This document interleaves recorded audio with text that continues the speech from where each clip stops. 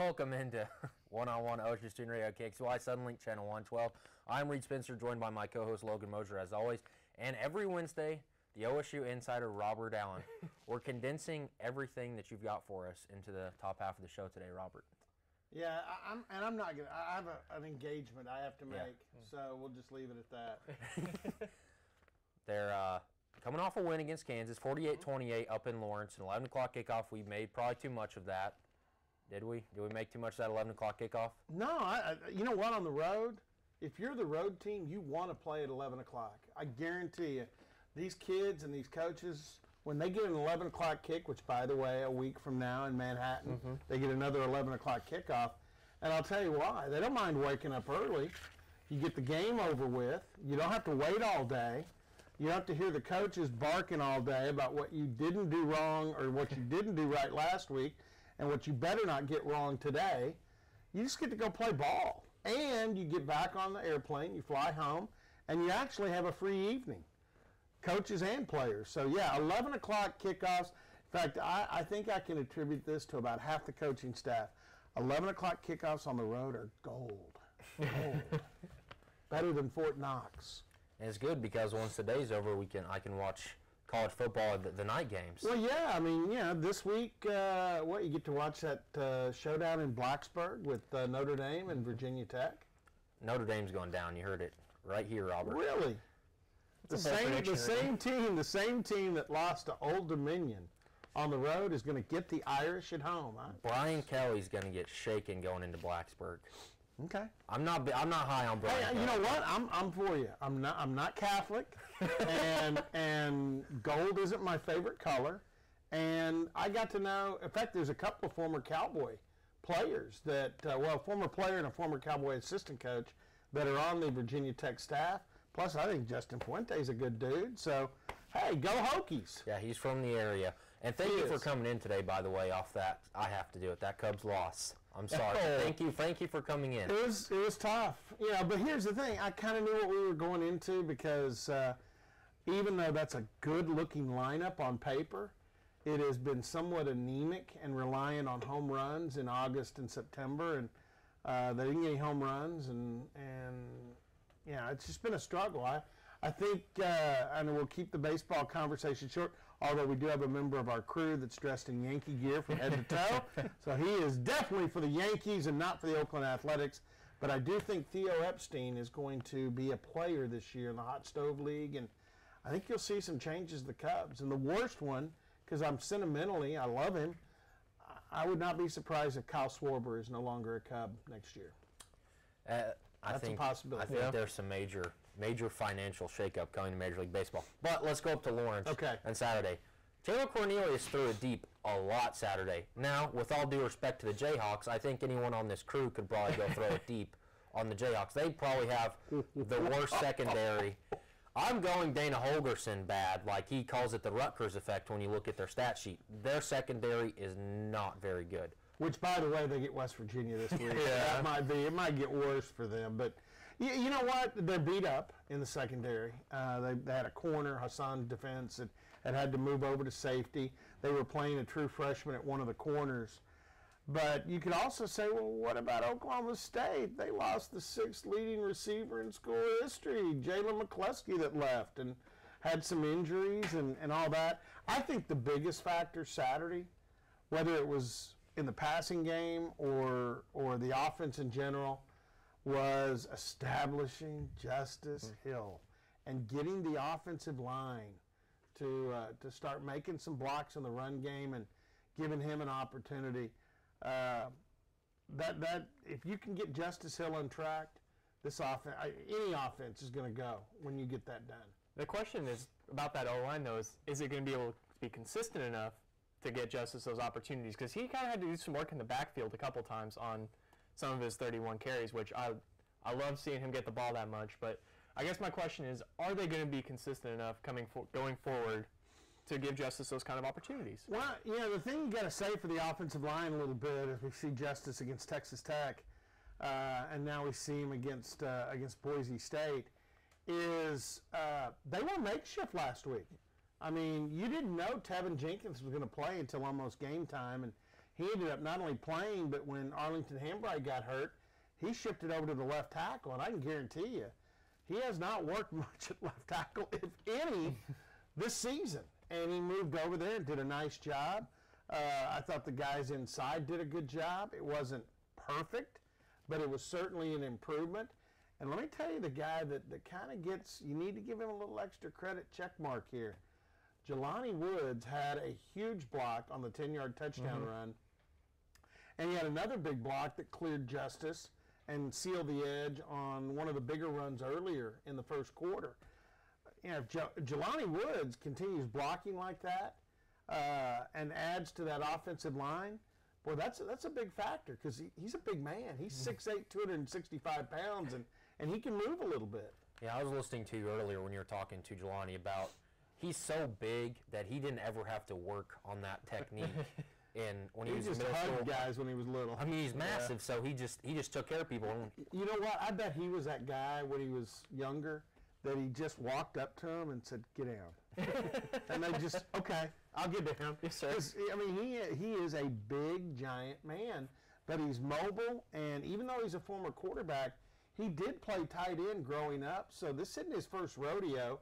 It is at this level, and that's pretty serious. But I'm with you. I mean, I think you know, if he continues to play that way and add to that offensive line, that's a big X factor. Yeah, and kind of going back to Justice, is the plan going forward to give him not 31 carries every game, but kind of let him carry the load more? Are they done saving him? Well, I mean, I think week to week, and here's the other thing. I think if a team decides they're going to stop Justice Hill no matter what, which I think Texas Tech kind of went that way early, then you got to do what the defense is going to give you. You got to take what they're going to give you. But yeah, I think if all things are equal, and what you've got this week with Iowa State, and I know we don't want to get ahead necessarily, but it fits.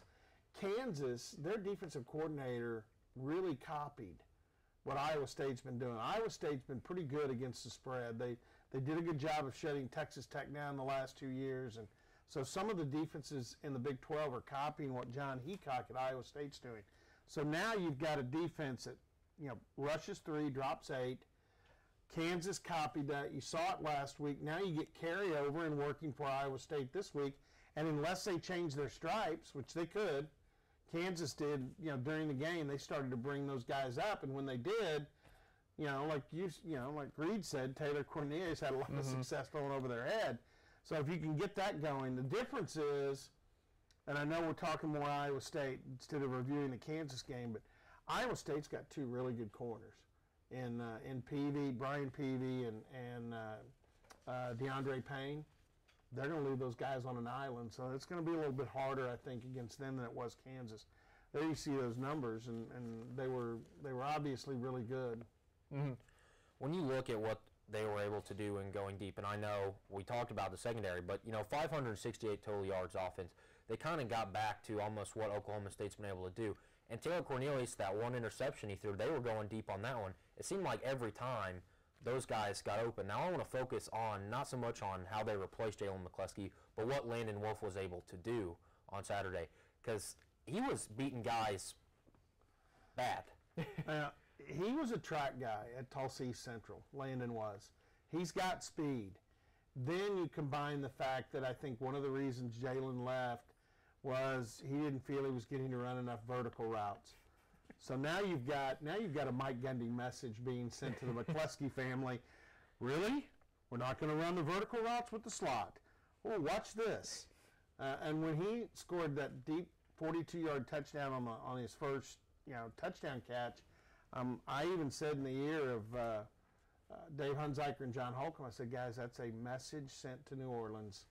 I'm sure it was received because Tulane had played the night before, so I'm sure the McCleskeys were watching. And not that I have any, again, we got into this last week. I like Jalen. I like his dad. They're good people. They didn't go out making comments about OSU. They were complimentary. They're not doing interviews. He just wants Jalen at another school to do maybe something else that'll be attractive to the NFL. So that said, the answer to your question is, I think you're going to continue to see this. And now, think about this, guys. When Dylan Stoner's back, that's going to make this stronger because go back in your mind and think, well, what was Dylan Stoner adding to the offense before he got hurt? Well, he was making some incredible catches, and maybe up until, unless you want to pick a play from the Kansas game, the signature play this year on offense was his catch and run against Boise State. I mean, it was played over and over again on ESPN that day. So when you bring Dylan Stoner back, now you're going to get to see Braden Johnson, who's really fast, and if Taylor had gotten him the ball, he'd have scored that series instead of the next play. It went to Tyron, the same deep route. So he's capable, and I think L.C. Greenwood's another one that's capable. And I'm going to go back to the Cowboy back because I think you're going to start seeing more opportunities for Jelani Woods. And he's, he had the pass interference penalty in the end zone. Well, I mean, if a guy's grabbing your arm, you can shake him off. You got it? That was an awful call. But I think I can see this thing starting to come together. Here's the thing I hope happens, so we don't have a bunch of bickering and infighting with OSU fans. Because, I mean, let's be honest. What's the bickering and infighting topic then?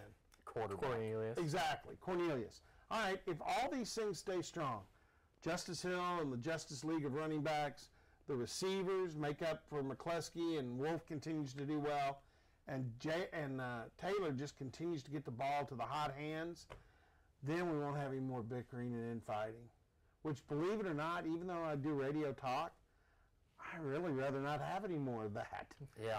It's somewhat frustrating, but that's all going to depend on the kids. They're going to have to get it done. Yeah, and I think we should give credit to Taylor Cornelius too, as they kept going back to that deep ball. Granted, it was working, but he missed a couple times, and he just went back at it. And getting that comfort level for him, at least for me, I would think is important going into these really tough conference games. Iowa State's 1-3. They have one of the better defenses in the Big 12. They're going to start playing some really, really good teams, not only in this conference, but some of the best in the country. So for him to get that comfort level up and that confidence was important for me to see Saturday. Yeah, and I agree with you for the most part, but boy, when you start picking apart even the top teams in the Big 12, defense is probably the better side of the ball for most of them. Iowa State being a good example, but then you have the reverse with the team probably everybody feels is the top in the league. Oklahoma's got an explosive offense, and Kyler Murray is just going great guns. Sooners are 98th in total defense in the nation. That's well, I mean that's what Kirk Herbstreit and all those guys have griped about over the years. Joey Galloway and all those guys saying they don't play any defense in the Big 12. I would say no. There are some teams playing pretty good defense right now, and there's one really good one on offense that's not playing much at all. So makes the game Saturday interesting because Texas is one of those teams playing pretty good defense. Do you realize, I mean, K-State, if it was just offensive points, K-State wins the game in Manhattan last week because Texas got the safety and a 90-yard punt return. So there you go. Really quickly before we get our break, OU, Texas. Just a quick prediction. I'd pick OU. I mean, you got to. I mean, unless OU goes to sleep on offense, I think they'll still be able to score enough points to win the game because I just don't have a lot of faith in Ellinger. People around here have griped some about Taylor Cornelius. What do you think they're saying in Austin about Ellinger? I mean, he's average. Oh, I'm pulling for the Longhorns Saturday. That's well, you can pull for whoever you want. No, but it's going to be tough I didn't to stop say I was Kyler Murray. pulling for OU. I just said I think OU will win. Right, and it's going to be tough to stop Kyler Murray. But we do have to take a quick break. We'll be right back on Don't one-on-one. get me to be a Sooner lover. I'm not that guy. We'll be right back on one-on-one. OSU Student Radio KXUY Sunlink Channel 112. One-on-one is brought to you by Tinker Federal Credit Union. Visit Facebook.com/TinkerFCU. While you're there for your family, we're there for you. Tinker Federal Credit Union. And OSU Communications. Not sure where to park? OSU Communications has got you covered with parking tips and bus schedule information. We'll be right back. One-on-one.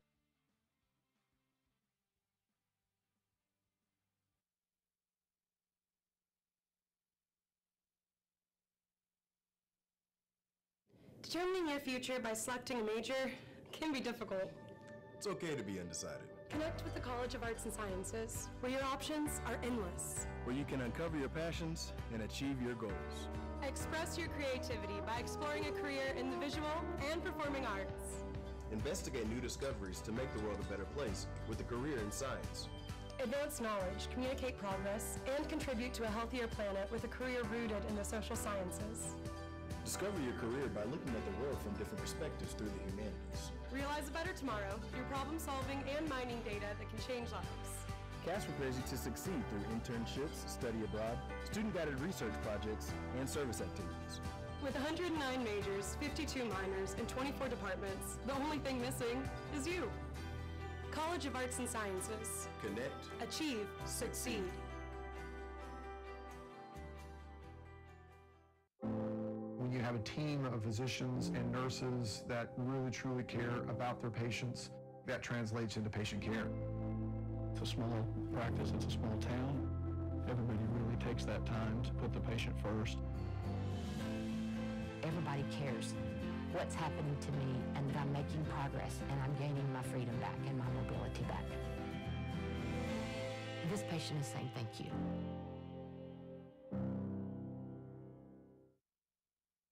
This spring, I invite you to shop in downtown Stillwater. Downtown Stillwater is home to locally owned shops, boutiques, eateries, and dependable professionals that you can trust. Find the perfect gift for your graduate, have a delicious meal with mom, or just stop in to enjoy great spring savings. By creating a demand for local goods and services, you can ensure a place for the local businesses that help give our community character and keep it unique. On behalf of Downtown Stillwater, thank you for shopping local.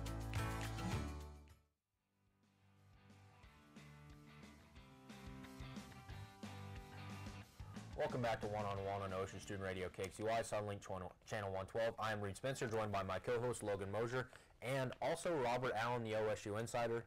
We're going to break down Iowa State. Okay, let's real quick, but can we do just a brief minute of role reversal? Yes. Yeah. What do you guys think of the sacks? I mean, OSU has been at times a good defense. You can go back to Leslie O'Neal when you guys were a gleam in your grandparents' eye. Leslie O'Neal, John Washington, those guys. Mm-hmm. But what they're doing right now on the sacks, the students enjoying the sacks? Absolutely. Well, we most people probably don't realize what a jump it's been. Yeah. To one, lead the nation in sacks at 24. What did they have, 30 all of last year? Yeah. They're 6 away, not even halfway through the season. If you want to, I know this 4-2-5, that Texas Tech game was not great, but to jump back and do what they've done, it's fun to watch.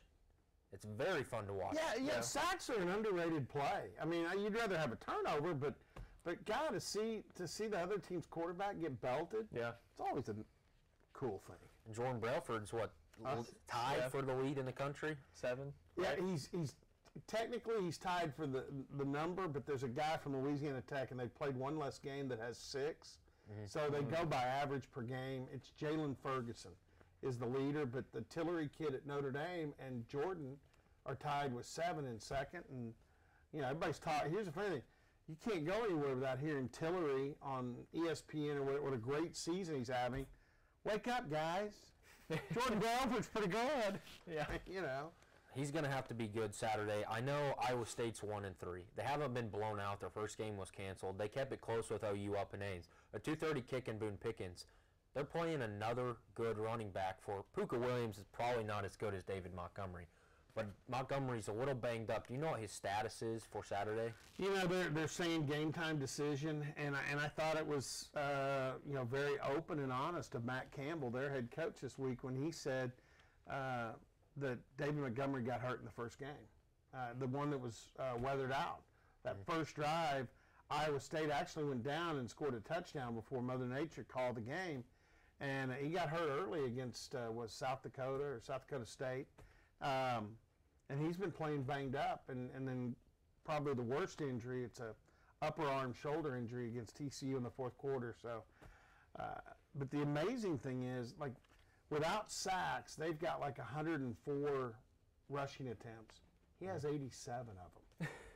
I mean, so you take him, if he's even compromised a little bit, that's going to hurt them. And that's an offense that has not been very good, guys. Yeah, and last week we saw the defense. They had 9 tackles for a loss against Kansas. Are you going for more against Iowa State or less? Well, Iowa State's offensive line is one of their trouble spots. I mean, whenever you see a troubled offense, more than likely the line's not very good. Yeah, I think if you're Jim Knowles and you know, as Oklahoma State people get to know Jim Knowles better, Jim Knowles is the guy at the poker table. If he thinks he has a chance at all, takes his hands and pushes it all in. So yeah, I think you'll get crazy. I think you'll get aggressive if you can on Saturday against Iowa State. So this is an interesting thing. They're 38-11 in Boone Pickens since 2011. 4 of those losses have come last year and this year.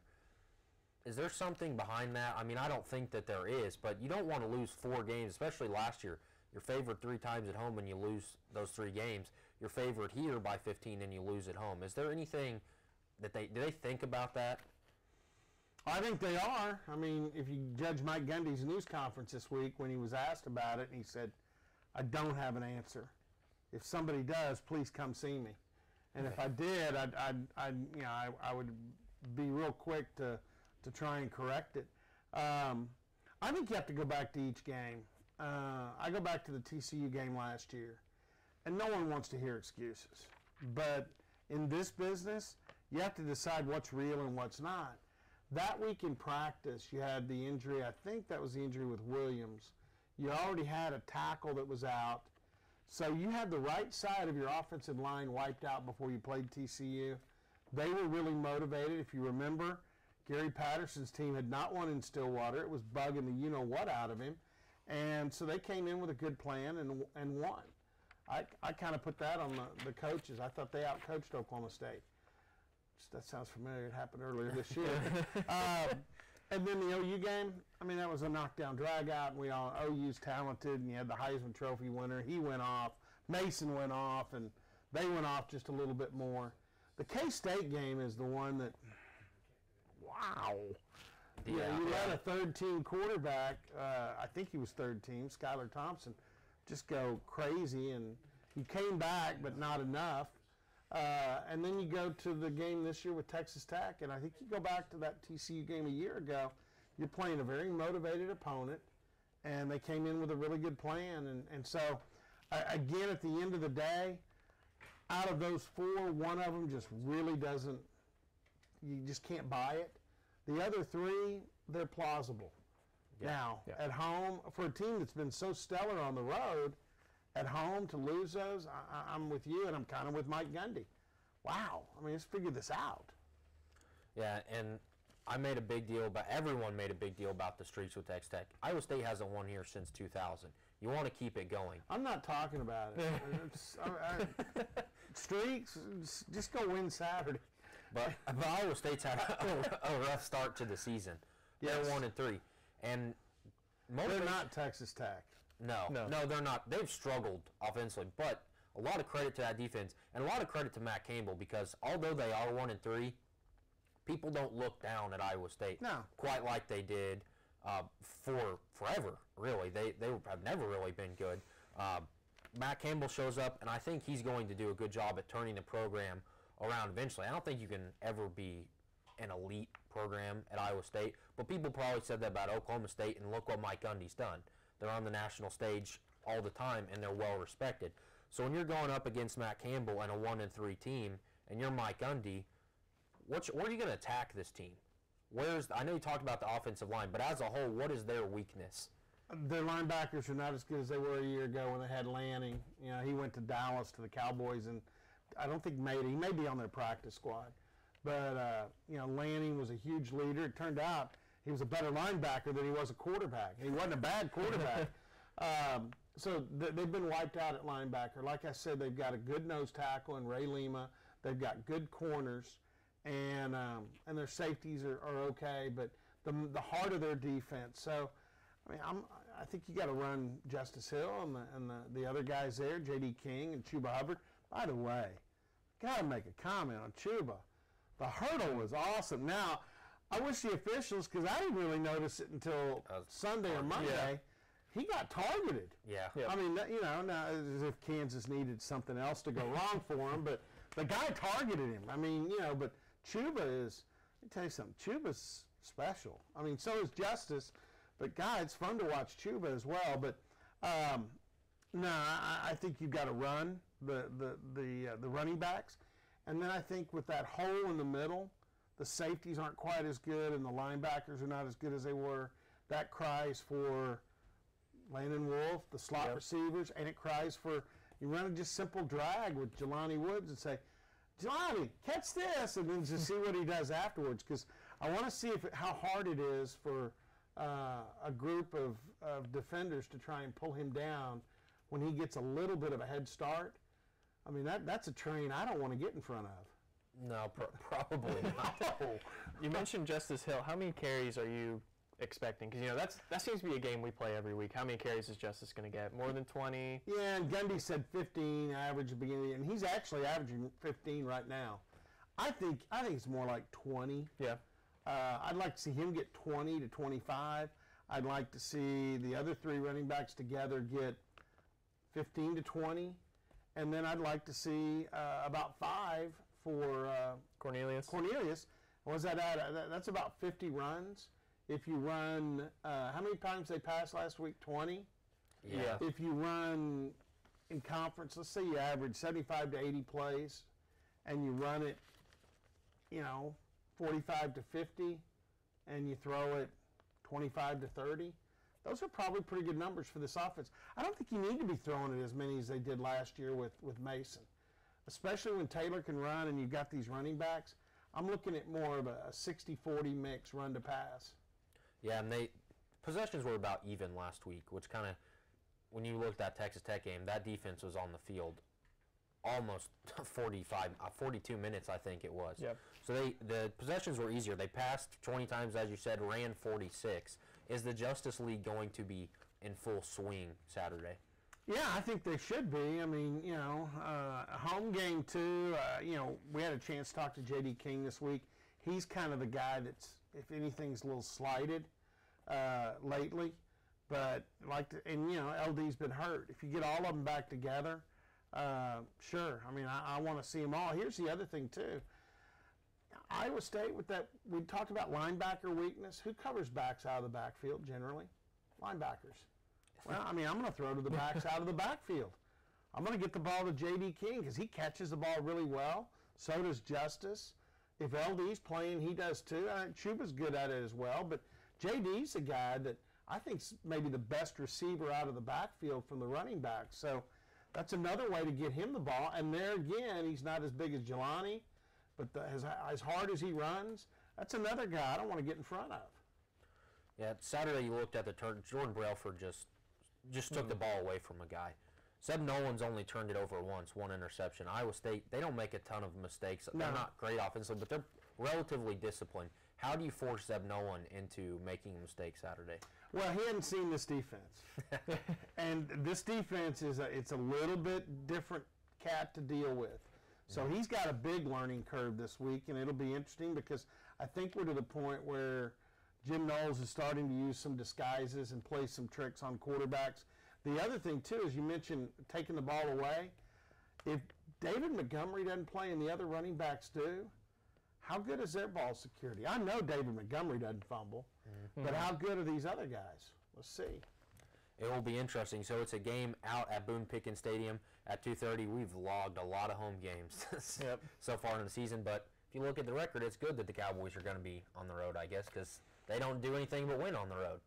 Yeah, the thing is, Texas comes here, and you think they're not looking for revenge? That was a tough game for them to lose last year. Yeah. Man, there's still some more fun to be had, and West Virginia comes here. It's always fun to have Dana back home. We still have a lot of fun, a lot of shows to do, Robert, but we will see you next Wednesday. Thank you for coming in. Guys, take care. We will be right back on One-on-One, Osier Student Radio, KXUY, Sunlink, Channel 112. One is brought to you by Oklahoma Christian University. Get your master's degree in accounting, business administration, theology, engineering, computer science, or cybersecurity from Oklahoma Christian University. Apply at oc.edu/grad. Oklahoma University is committed to offering the best graduate school experience we possibly can. Come learn and grow with us. And The Table. Stop by The Table on Thursdays at 8 p.m. to join their Bible study. Shoot Rachel an email at rachel@thetableosu.com for more information. We'll be right back.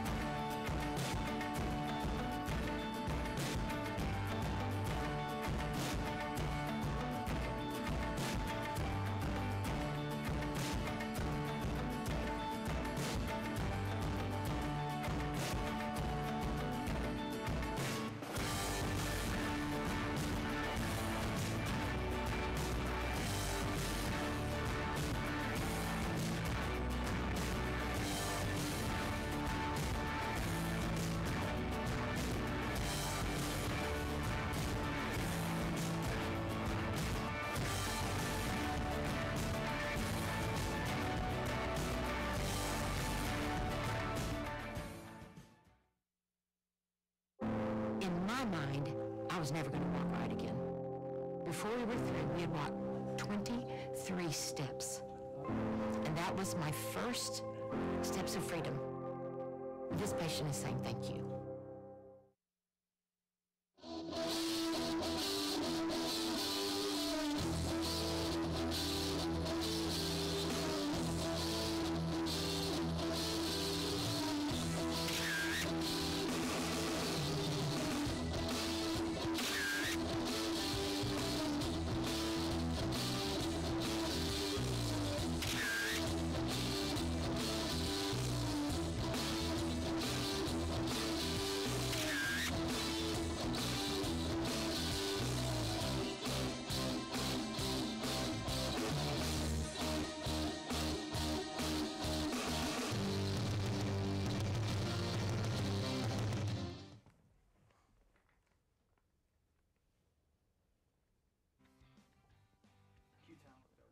Welcome back into One-on-One, OSU Student Radio, KXUY Sunlink Channel 112. Thank you to OSU Insider Robert Allen for coming in. We always enjoy him.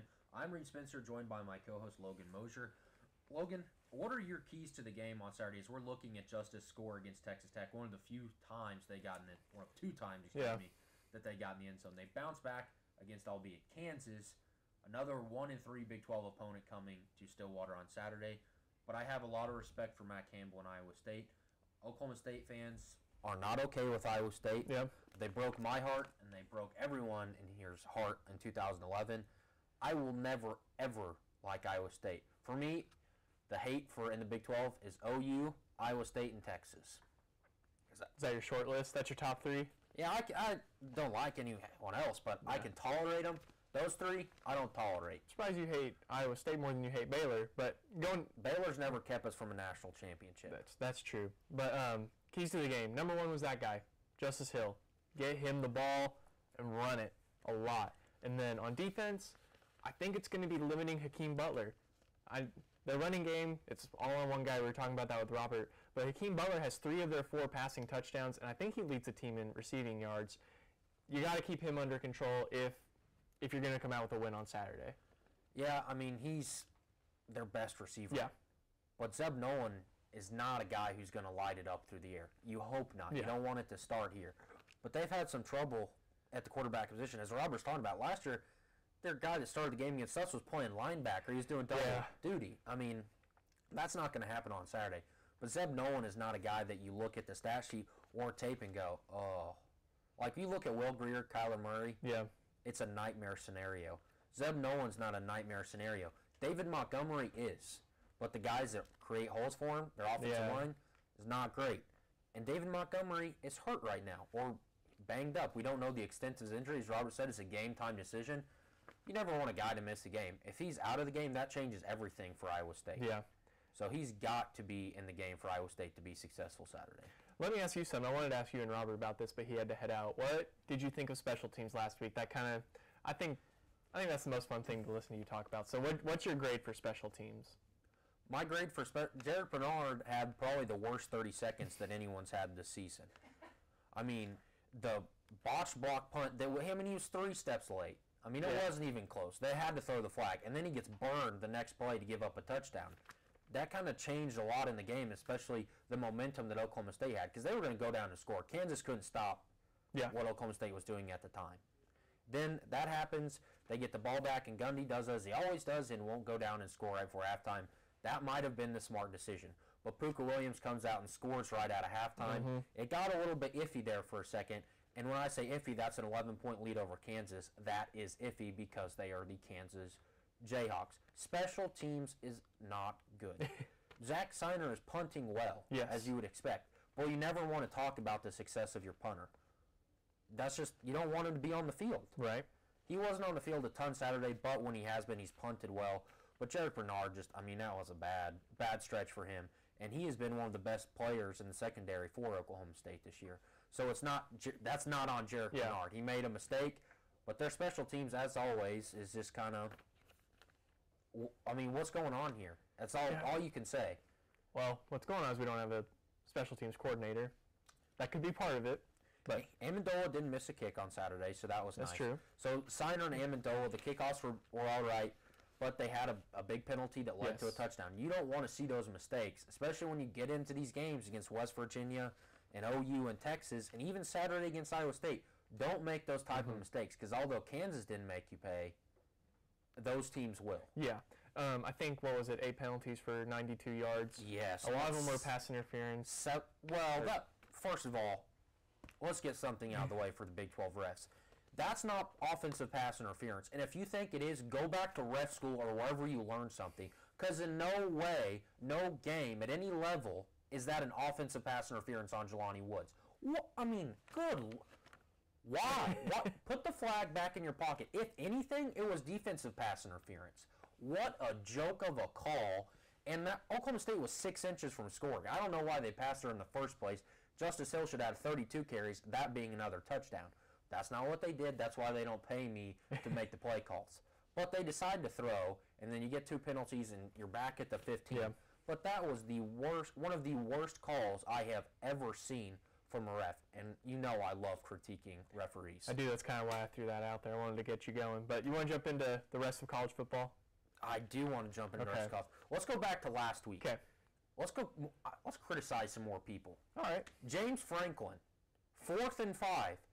The game is on the line against Ohio State. And you run a delayed handoff? How much money does he make a year?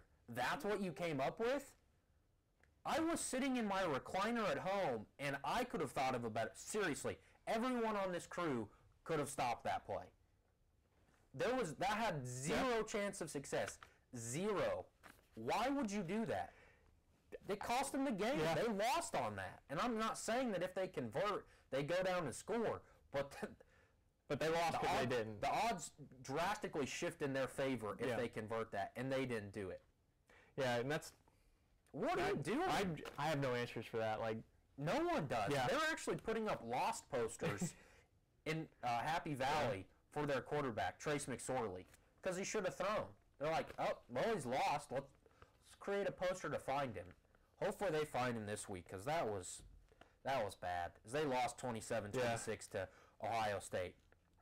I mean, you get paid $6 million a year, and that's the play call you come up with. And then he has the gall to go after the game and say, we're a good program. We're not great yet. We're going to be great. We're going to make sure we're great after this. Well, as long as you're making those play calls and times like that, that's not going to be good. That's not going to be great. Who else you want to criticize? Who else you want to go through and nitpick at? I was kind of disappointed to see Mississippi State not beat their old coach in Dan Mullen. Yeah. Because Dan Mullen, they got beat by Kentucky the week before. Maybe they were looking ahead to beating their old coach. Because everyone on that team, Dan Mullen recruited. Mm-hmm. He knows those guys.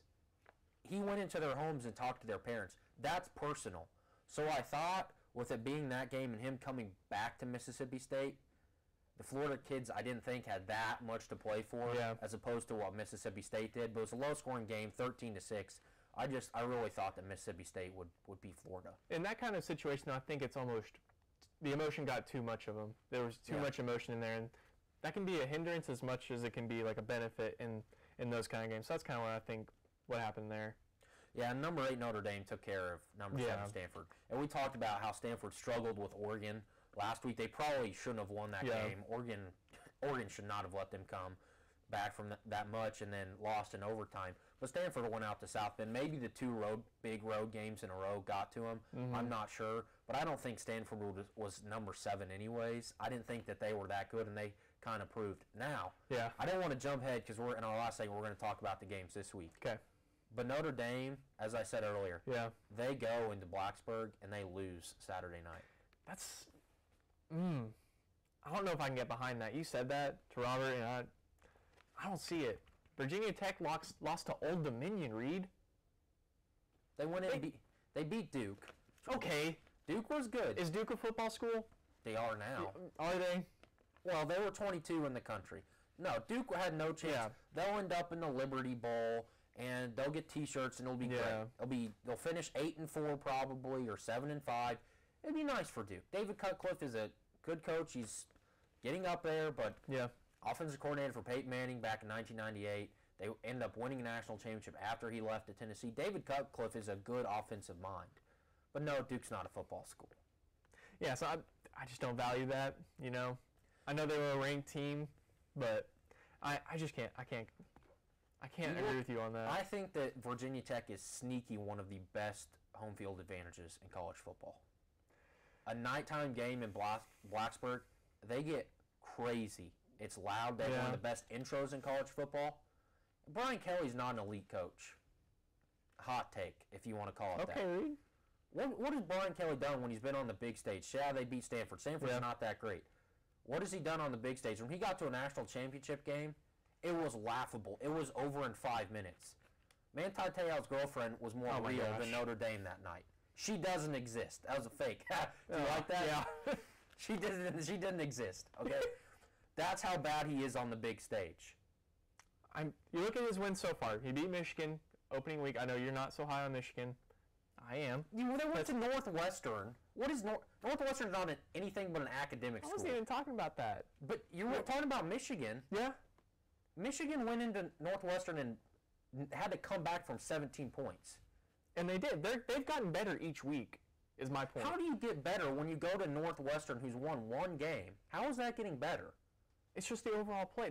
Their quarterback is getting more into the flow of things. Trust me, Reed. Michigan's going to beat Ohio State this year, and Michigan State. That's my hot take. Timeout. That's my hot take. Timeout. Stop. Okay. You're saying that Jim Harbaugh, who is 1-7 against his biggest rivals, is going to beat Dwayne Haskins in Ohio State, Dobbins, and all those guys in the big house, might I add. Yes. Reed, I predicted this to start the year, and I'm sticking to it. This is the year they turned around, and Jim Harbaugh is going to make some big noise in Michigan. And turn around, you mean not going to the Outback Bowl and going to the Cotton Bowl? What? They're going to be playing in the Big Ten championship game. I'm serious. I'm serious, Reed. So they're going to be laughing at me right now. They're going to beat Penn State, Michigan State, and Ohio State? Yes. That might be the worst thing you've ever said. Well, we have it on tape, so if it is, we can play it later. You take my Texas take from week 1, saying which they might still do it. I don't know that they go. Texas has a better chance of making the Big 12 championship game than Michigan does the Big 10 championship game. Penn State, Ohio State, and Michigan State. He's 1-7 against Michigan State and Ohio State. What? I just feel it. It's a gut feeling. They beat Northwestern by 3. That's not what changed my mind. It should have. No.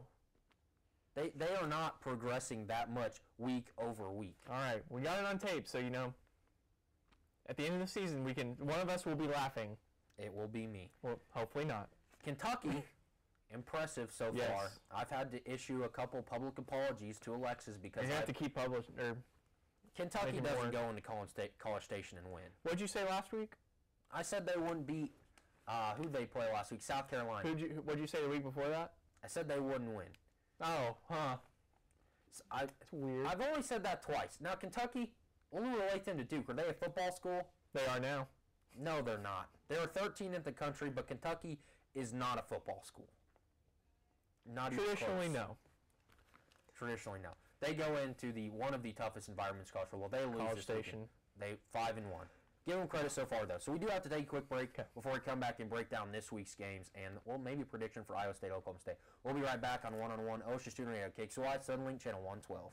One-on-One is brought to you by Oklahoma Air National Guard.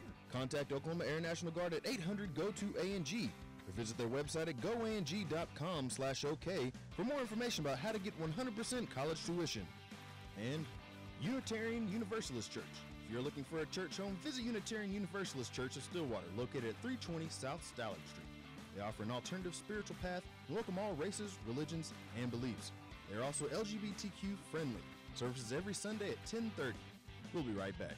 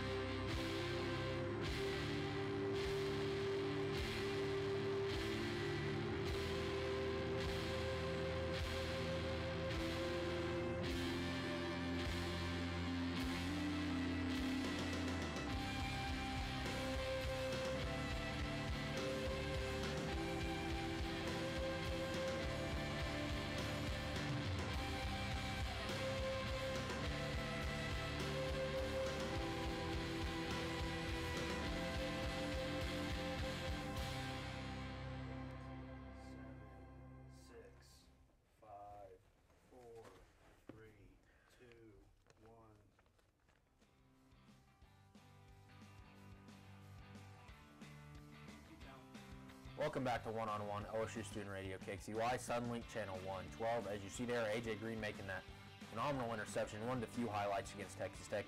We're going to start there, and we'll break it down some more Friday on our show. Yep. But really quickly, does Iowa State come into Stillwater and pull off the upset? No. If it were in Ames, that's a different story. But in Stillwater, I'm counting on the home field advantage.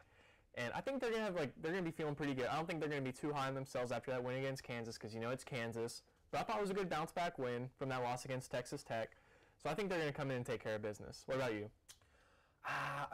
It's kind of hard to say. I think once you see the first 5 minutes of the game, you're gonna know. Yeah. Because both of these teams stick. Oklahoma State sticks with whether it works or not. They seem to stick with it.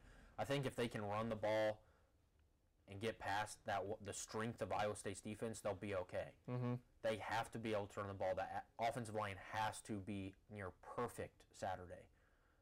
Iowa State's not going to score a lot of points. Yeah, but there's a good chance that we don't either. I was about to say, their defense is kind of their strong suit, but I'll take Oklahoma State. Okay, let me ask you this, though. I asked Robert, how many carries for Justice Hill? For you to feel comfortable? For me to feel comfortable, 20. Okay. But it's not going to be anywhere close to that. Not after last week. 31 touches is too much for him. I agree. So you think they're going to kind of scale it back, maybe like 15?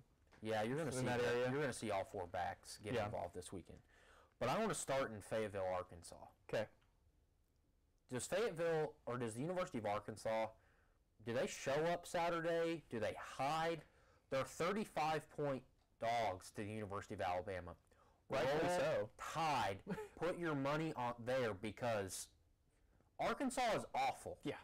Tua Tagovailoa can play 7 minutes Saturday and be up 28-0. Yeah. I mean, I don't know how much money you'd have to put on the game to make money at minus 35. More than we have combined. Yeah. Because, I mean, I think the whole school should hide, like you said, that Arkansas is not good at all. Alabama was 40-something. They were like 50-point favorites last week. They were almost there by halftime. Yeah, and they didn't end up covering because and Alabama typically doesn't cover in games like this because they blow out. And Nick Saban does have respect for the opponent. Believe it or not, Nick Saban does respect other people. They usually don't cover. Yeah. I think they cover Saturday. Like you said, Tua probably won't play all. Do you think he plays in 3 quarters? Well, I mean, for Alabama, Jalen Hurts is going to come in the second quarter. Yeah. I mean, but as we talked about with Robert for a second, when you are the laughingstock, basically, and no one gives you a chance, maybe Arkansas does show up. Maybe they have no chance at winning. No chance at winning. None. But maybe they make it a game in the first half. Maybe. But they're going to have to play their best football to even make it a game for a half. I don't even think they can do that. Prayers up for the Razorbacks. Yeah. We talked about Notre Dame and Virginia Tech. Let's go down to the Swamp, another SEC matchup. LSU, Coach O, going to give us pregame speech that we wouldn't be able to understand, but it would get us going. Yep. Do they go into the Swamp, the number 5 Tigers, and beat Florida? Yeah. I think this LSU team's really good. You think LSU's that good? I think they're good enough to go into Florida and win. I mean, Florida by a field goal. Okay. Do you know the line? I do not. You like to do this to me on Friday, so I'm going to do it to you right now. Guess the line? LSU minus 3.5. You're close. LSU minus 2.5. But you have Florida by a field goal? Yeah, and I don't think the over-unders are out yet. On ESPN they are. For Florida, LSU down in the Swamp, number 5 versus number 23. 22.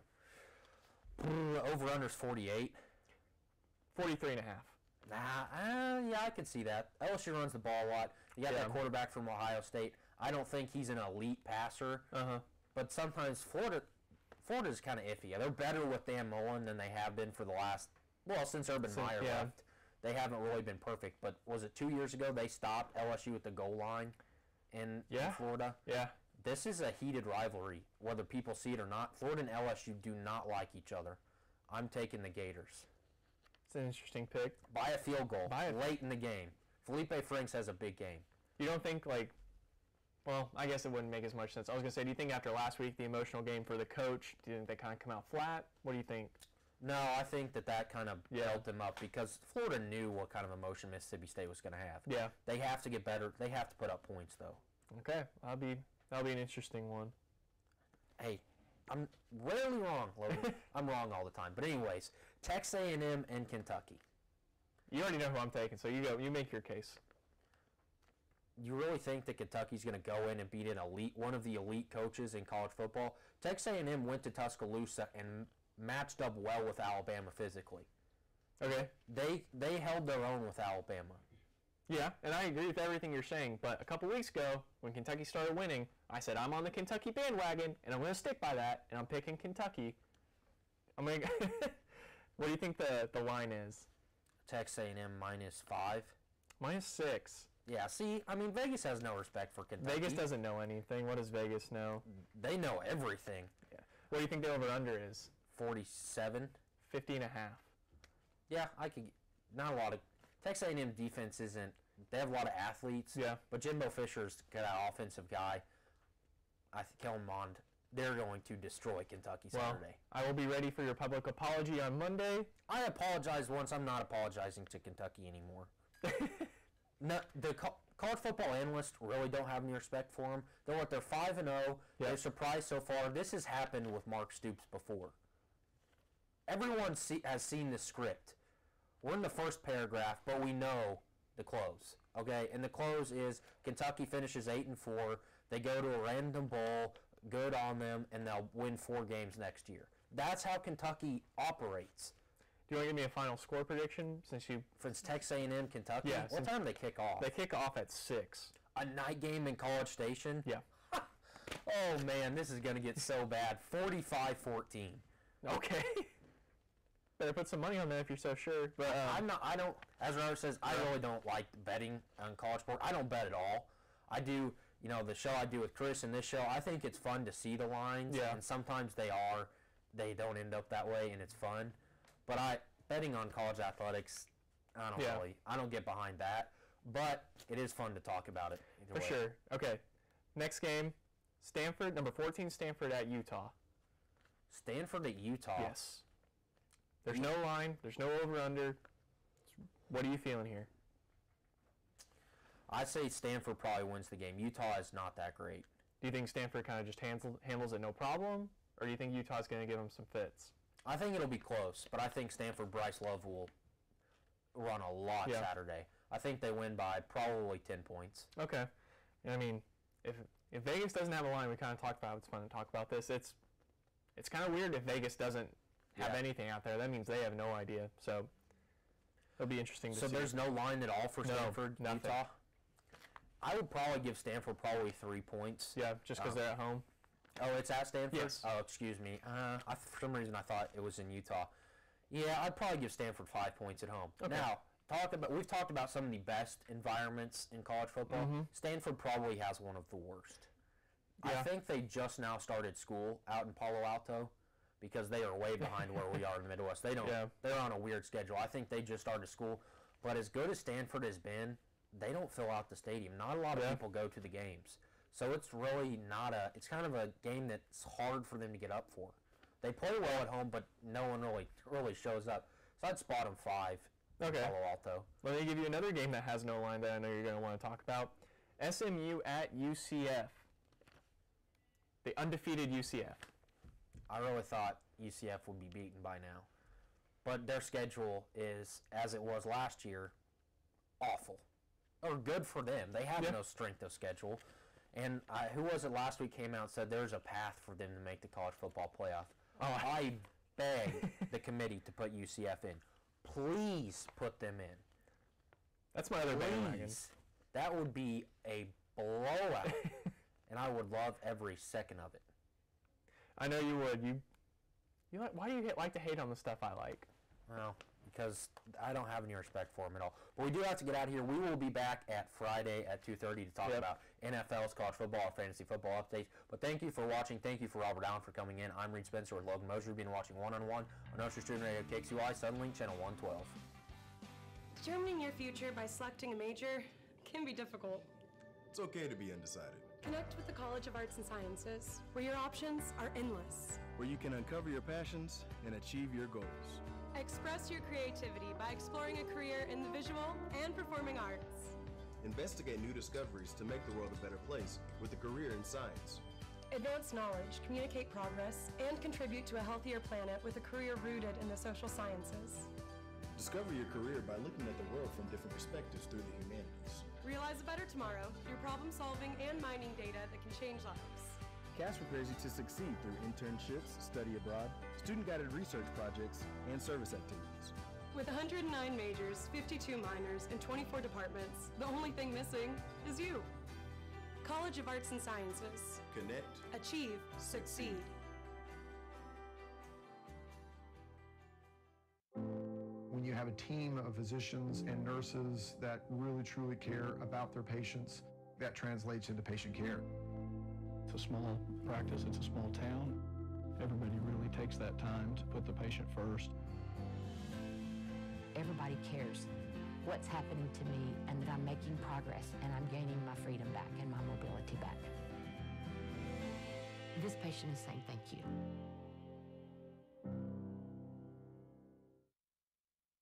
This spring, I invite you to shop in downtown Stillwater. Downtown Stillwater is home to locally owned shops, boutiques, eateries, and dependable professionals that you can trust. Find the perfect gift for your graduate, have a delicious meal with mom, or just stop in to enjoy great spring savings. By creating a demand for local goods and services, you can ensure a place for the local businesses that help give our community character and keep it unique. On behalf of Downtown Stillwater, thank you for shopping local.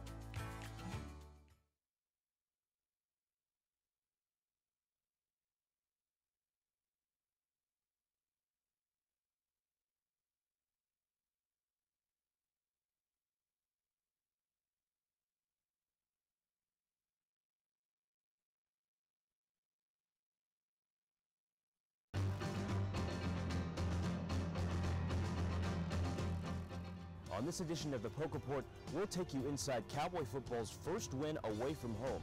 And show you how a member of the Cowboy Marching Band made her way to Stillwater. And take a look at all the international students who have made their way to Stillwater. All of that and more on this week's edition of the Poke Report.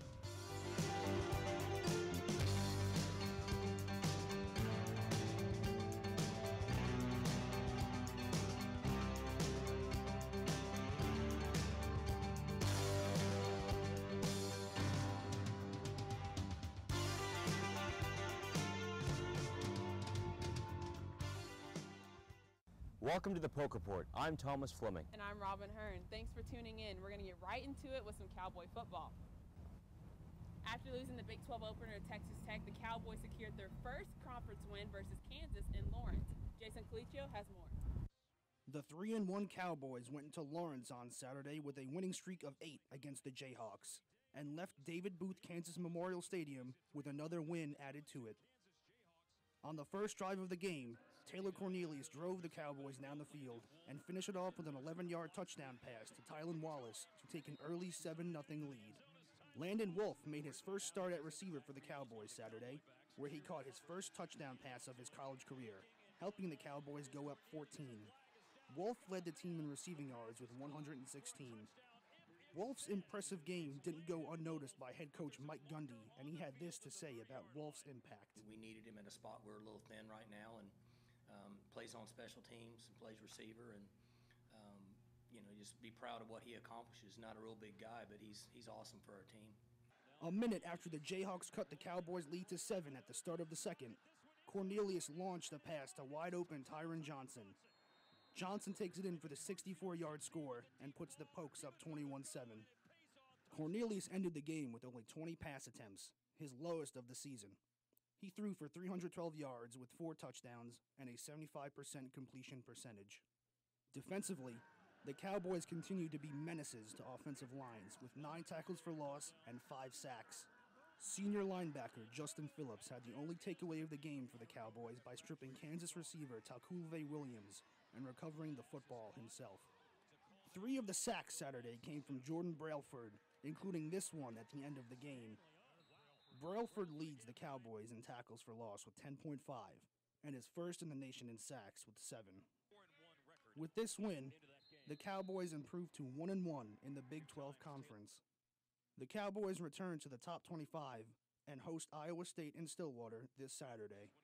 For the Poke Report, I'm Jason Colicchio.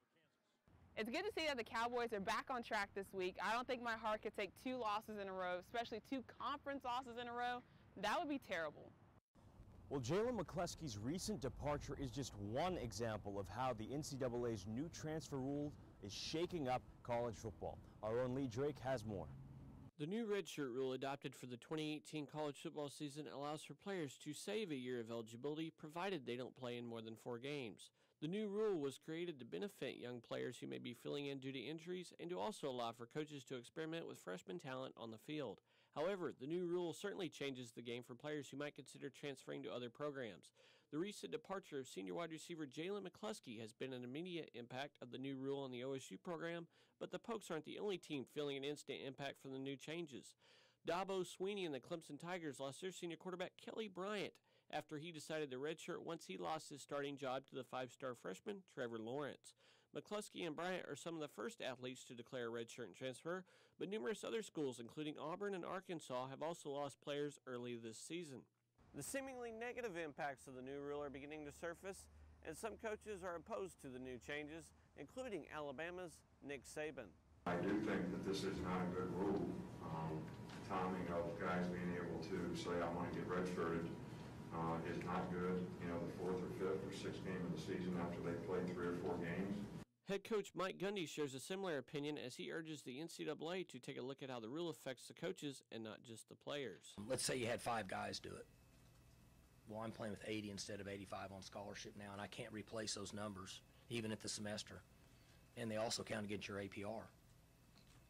So probably a little bit of a loophole that the NCAA didn't consider. Now that the rule has been put in place, it certainly seems that coaches aren't as fond of it now as they were when it was announced. Fans also had opinions on how the rule could impact college football, and for the most part, their opinions weren't in favor of the changes.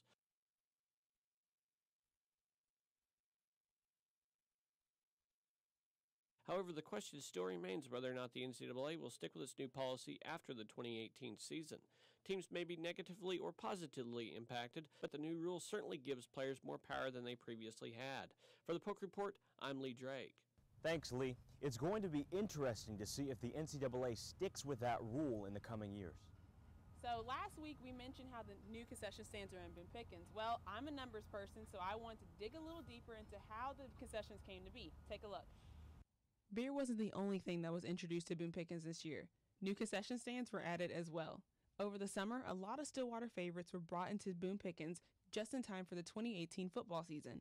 Among the new concession stands include Freddy's Frozen Custard and Steak Burgers, Chick-fil-A, and Slim Chickens. There's more to it than just choosing which restaurants can get a stand. There are technical aspects that Senior Associate Assistant Director Kyle Waters said needed to be done first.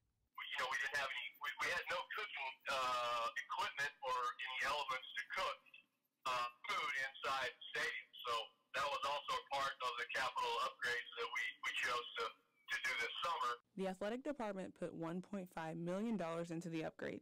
One major part was making the concessions more credit card and Bursar friendly.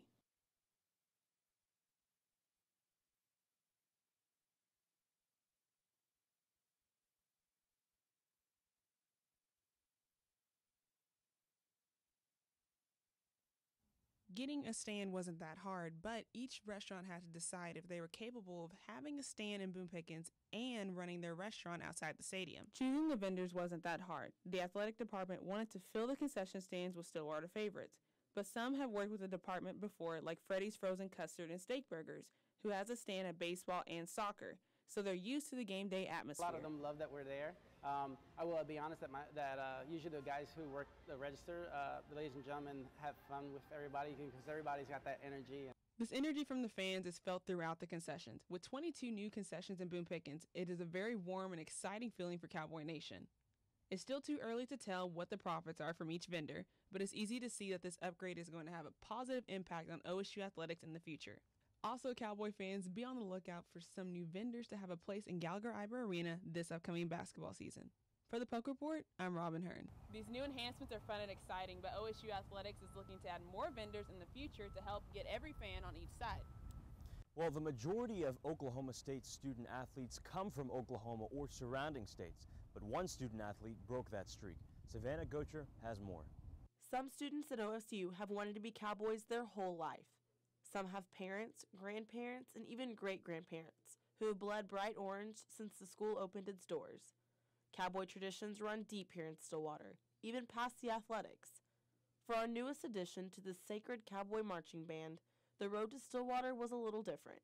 The new OSU featured twirler, Millie Bryant, is from Athens, Georgia. Her drive home to see family is just over 13 hours. When asked about how she discovered the sport, Millie said she was definitely a late bloomer. I actually went to a small private school, so we didn't have a marching band. So I competed really intensely from age 13 to age 18. Bryant has competed in over 50 events in her 5 years of twirling. On game days, this stadium is filled with alumni, supporters, and students. But when Millie Bryant's out on the field, she looks for her family in this sea of orange. Although she credits a few mentors in her life, Millie Bryant is especially appreciative of one fellow Georgia girl. A University of Georgia twirler and recent graduate, Nicole Jensen, encouraged Bryant to chase the dream of collegiate twirling despite the late start. When I started late, a lot of people said, like, oh, you're never going to be that good in that amount of time. Like, you're 13, you're starting really late. And she was the first person to kind of look at me and be like, you know what, you can do whatever you want to do. Like, as long as you work hard, like, you can be a college twirler if you want to. Her friends and family also supported her decision to travel north and pursue twirling. Bryant says her parents even rented an apartment on campus for the year to visit and watch her shine. After following in the footsteps of the latest OSU twirler, Maddie Diener, Bryant is excited to make this position her own. I definitely want to be the twirler that was like a team player, a part of the band. That's definitely what I want people to think about me when I leave. And there's only one Millie Bryant. For the Poke Report, I'm Savannah Gocher. You can watch Millie 2 hours before the game during the walk or during halftime in Boone Pickens Stadium this Saturday. Stay tuned. When we come back, we'll take a look at Cowgirl Soccer's previous weekend and their brand new venue. Introducing Lincoln Black Label at Diffie Ford Lincoln. Designed to impress those with impeccable taste, Lincoln Black Label features a collection of interior themes and a host of exclusive membership privileges inspired by attention to detail and a love of automobiles. With Lincoln Black Label, you'll enjoy an extended premium maintenance plan that covers wear items or even remote vehicle delivery. Lincoln Black Label isn't about luxury ownership, it's about membership. Lincoln Black Label, exclusively at Diffie Ford Lincoln. Where were you born? It's a question asked all the time. Because where you're from shapes who you are, inspires how you do things. And when that inspiration comes from a place this refreshing, this majestic, this... well, you get the idea. Coors Light, born in the Rockies.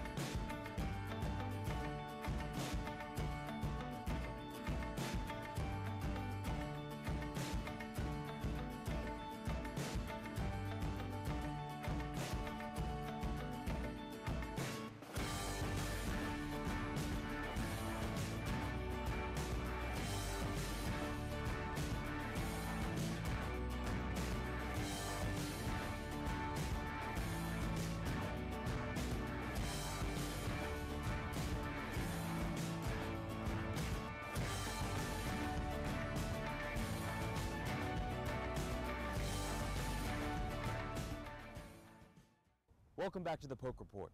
The Cowgirls soccer team had a busy weekend with a home game against number 6 Texas and Bedlam in Norman. Nondone has the recap. After 2 conference victories, OSU faced up against Texas in the match featuring 2 major title contenders. Taking the most of the home field advantage, OSU was the first to break the deadlock. In the 23rd minute, UT defender Arthur Machado scored an own goal when her clearance attempt went straight into the Longhorns' net. After the opening goal, OSU controls the match and looks to double the advantage. However, all the chants went begging, and the Cowgirls had to pay the huge price for it. Longhorn striker Sierra Hidden beat Danny Greenlee, who came out of the line, and her prayer was answered as the rainbow chip slowly rolled into the net in front of the shocked OSU crowd. With the clock ticking down, the Cowgirls trying to find the winning goal. They almost got what they wanted when substitute midfielder Ali Jackson reacted first to the loose ball. However, the goal was disallowed after the referee deemed that Jackson had fouled the keeper. Because of the play at the end, it feels a little bit like a loss, you know. You put the ball in with a minute and a half left, you think you're going to win, but it was called back. 1-1 remained the final score, with both teams couldn't find a breakthrough in the extra time. 2 days later, the Cowgirls headed south for the reverse fixture of the Bedlam series. The first hour of the game was uneventful, as both teams were too respectful to each other. The game finally got going, thanks to a moment of brilliance by Haley Woodward.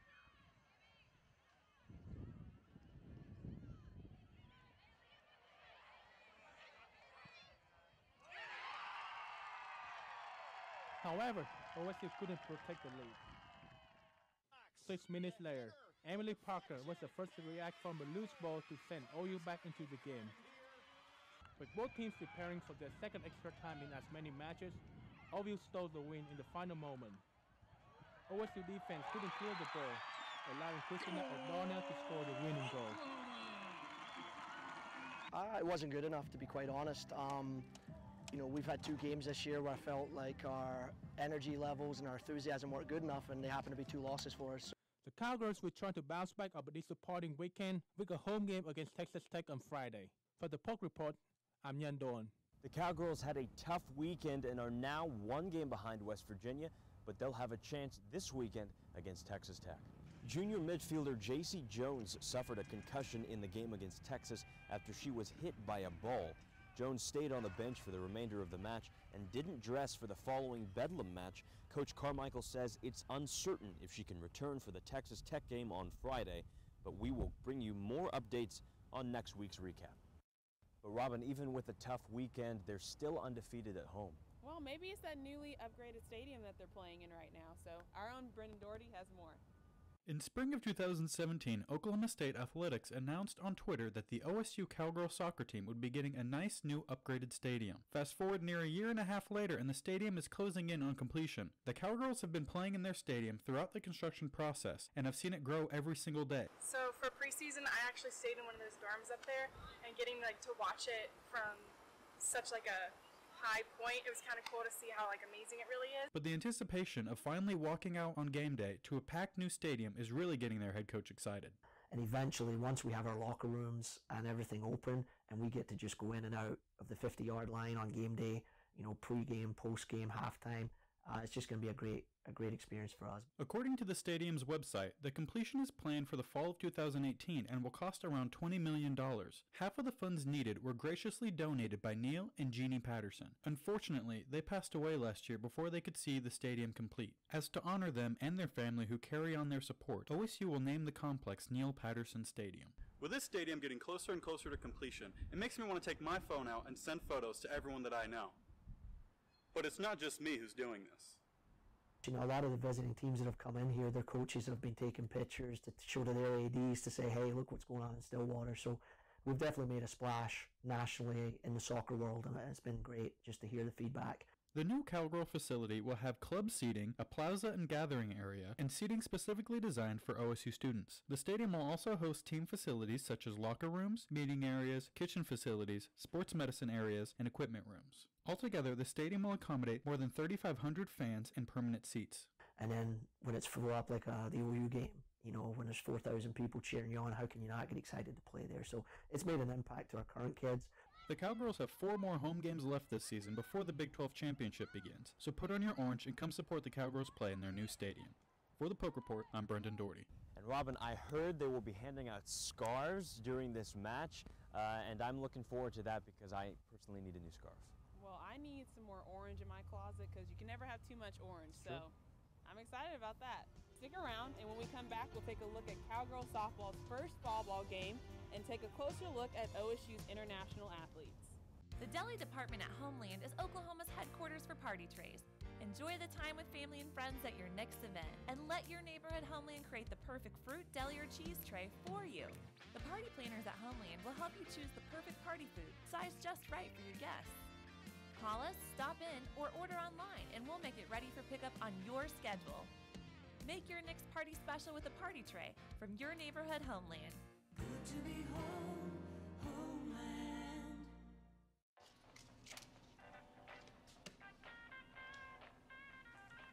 Love these things. Hilarious. I'm sorry, force of habit. As long as you are you, it's Miller time. Hi, it's Sam at Louis Grill and Bar, here to introduce our new menu items from south of the border. Come try our new poblano chicken tacos, or the ever-popular sriracha shrimp tacos. At Louis, where you come for the food, but stay for the fun. It's hard to imagine my life before her, or a day without her. So much of what I take for granted simply wouldn't exist. She is the force that holds our life together. She is my everything, the center of my universe, from Forevermark. The diamond, the promise. Available at Lewis Jewelers. I'm Randy Heights with 107.7 The Franchise, and let me tell you about the HCG diet from New Leaf Wellness and what it's meant to me. Over the last year, I've dropped 90 pounds, and this has been a lifesaver, guys. I'm in a wheelchair, so I can't always get to the gym, and what's been incredible about this diet, when I can't work out, I still lose the weight. 90 pounds in a year is a lot for anyone, but for me, it's been a miracle. Why don't you give New Leaf Wellness Centers a call and see if they can't help you with a free consultation, or go online at newleafcenters.com. Welcome back. On Wednesday night, the Cowgirls took the field at home for their second fall softball game against Northeastern State.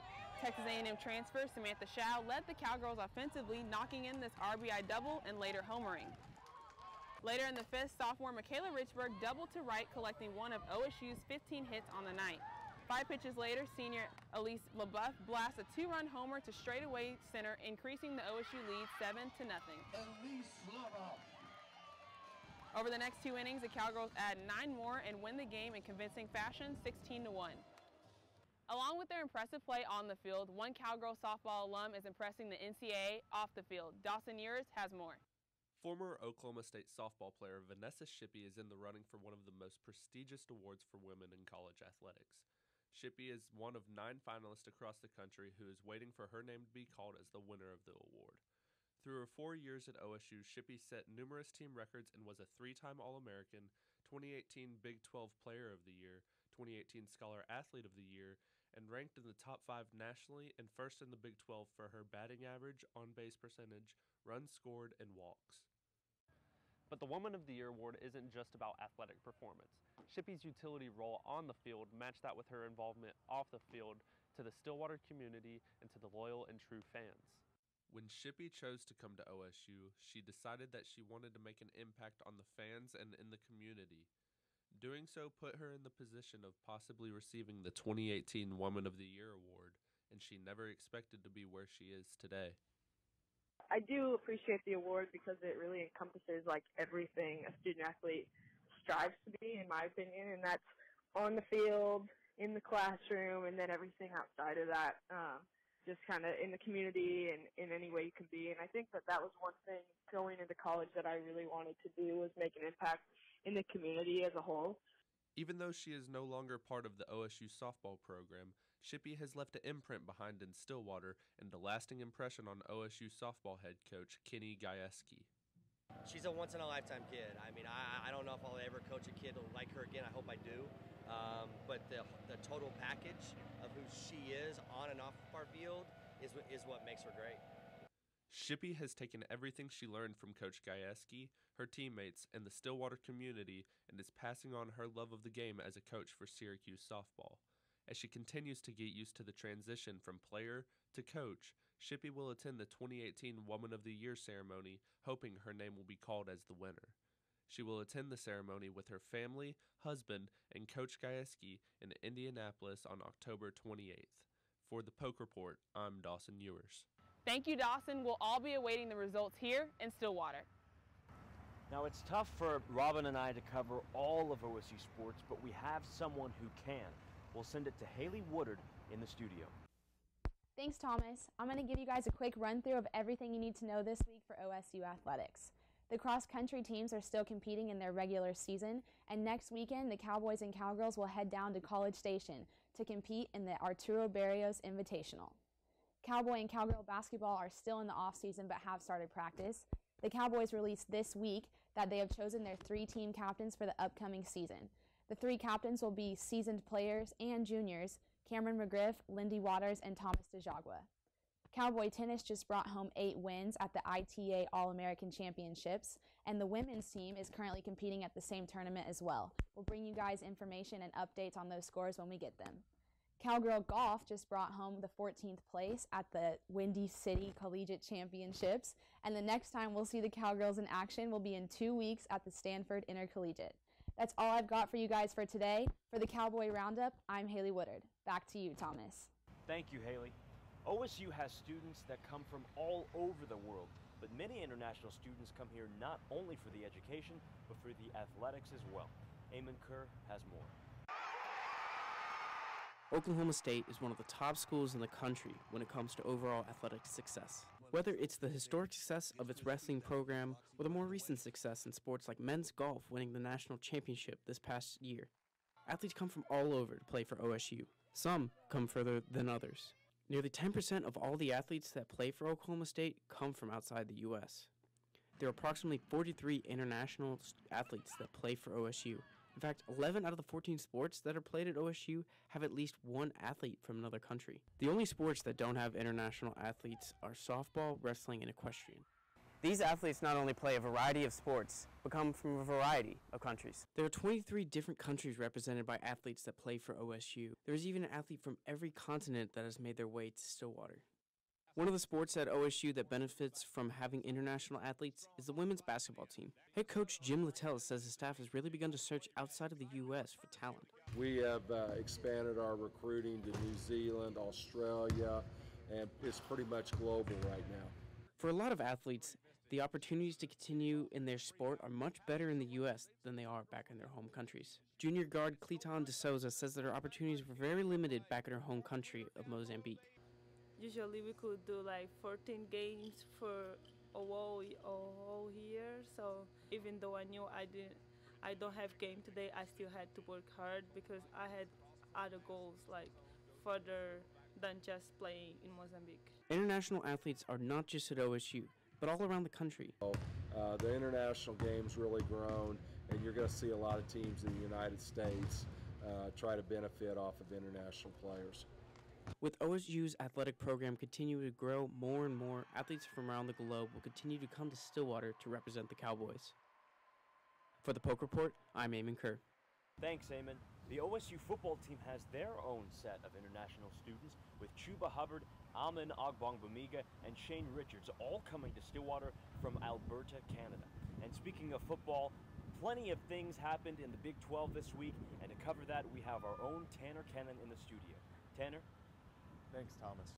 Only 3 Big 12 teams remain unbeaten as conference play is getting into full swing. Number 12, West Virginia, puts its undefeated record on the line as it traveled to Lubbock to take on Texas Tech in the Week 6 Big 12 game of the week. It didn't take long for the Mountaineers to get in a rhythm as Will Greer finds Gary Jennings Jr. from 13 yards out on the first drive of the game. Later in the first, Greer steps up in the pocket and drops a dime to Marcus Sims for a 45-yard score to push the West Virginia lead to 21-0. But Tech would respond as true freshman Alan Bowman launches one to the Big 12's leading receiver, Antoine Wesley, for a 40-yard touchdown. Mountaineers lead 35-10 at the half. Just as the game started to look like a blowout, the Red Raiders came storming back as backup Jeff Duffy finds Daquan Bowman from 2 yards out. After a field goal on the next drive, Tech is driving again, and Antoine Wesley makes a circus catch, putting them inside the 5. That would set up this 3-yard run by Duffy to make it a one-possession game. Tech with the ball late and a chance to tie it up, Duffy throws a pick, and Keith Washington takes it back 51 yards to seal the win for the Mountaineers. Will Greer throws for 370 yards and 3 touchdowns as West Virginia holds off a strong comeback effort by Texas Tech, winning 42-34. Other scores from around the Big 12, Oklahoma doubles up Baylor as Kyler Murray throws for 6 touchdowns. Texas holds off a comeback by K-State to improve to 4-1 on the year. A last-second field goal was the difference for TCU as they win at home against Iowa State 17-14. I'm Tanner Kennan, and that was your Big 12 recap. Back to you, Thomas. Thanks, Tanner. And now we're at the final part of the show, and my favorite part of the show, our college football picks. Robin, you've got the game. All right, Thomas, let's get ready. So College Game Day is traveling to my hometown of Dallas, Texas for the Red River rivalry versus Texas and Oklahoma. Who you got for that one? I got to take Oklahoma here. As good as Texas has looked thus far, I just don't think they can keep up with Kyler Murray and an explosive Sooner offense. I think the Sooners have it easy. Yeah, much as it hurts to say that, I have the Oklahoma Sooners as well. I think that their offense is much better, and I don't think Texas has proven themselves that much yet. They're not back. I can say that. Next up is LSU at Florida. Thomas, who you got for that one? Well, I got to take LSU on this one. They've had a revolving door of running backs, especially headed into the season. They were a little uncertain at the position, but Nick Brissett has taken over that position in full stride. He's been excellent, and I think LSU's going to come away with a win. I agree. I got the Tigers winning this one. It's going to be an easy win for the Tigers. I think their offense is just a little much better. Next up is the game here in Stillwater, Iowa State versus number 25 Oklahoma State. They finally inched back up into the rankings. I got to take the Cowboys on this one. Iowa State is banged up on offense. They lost their starting quarterback. David Montgomery is questionable, and he'll be a game-time decision, and their offensive line has shuffled around all season due to both injuries and inexperience.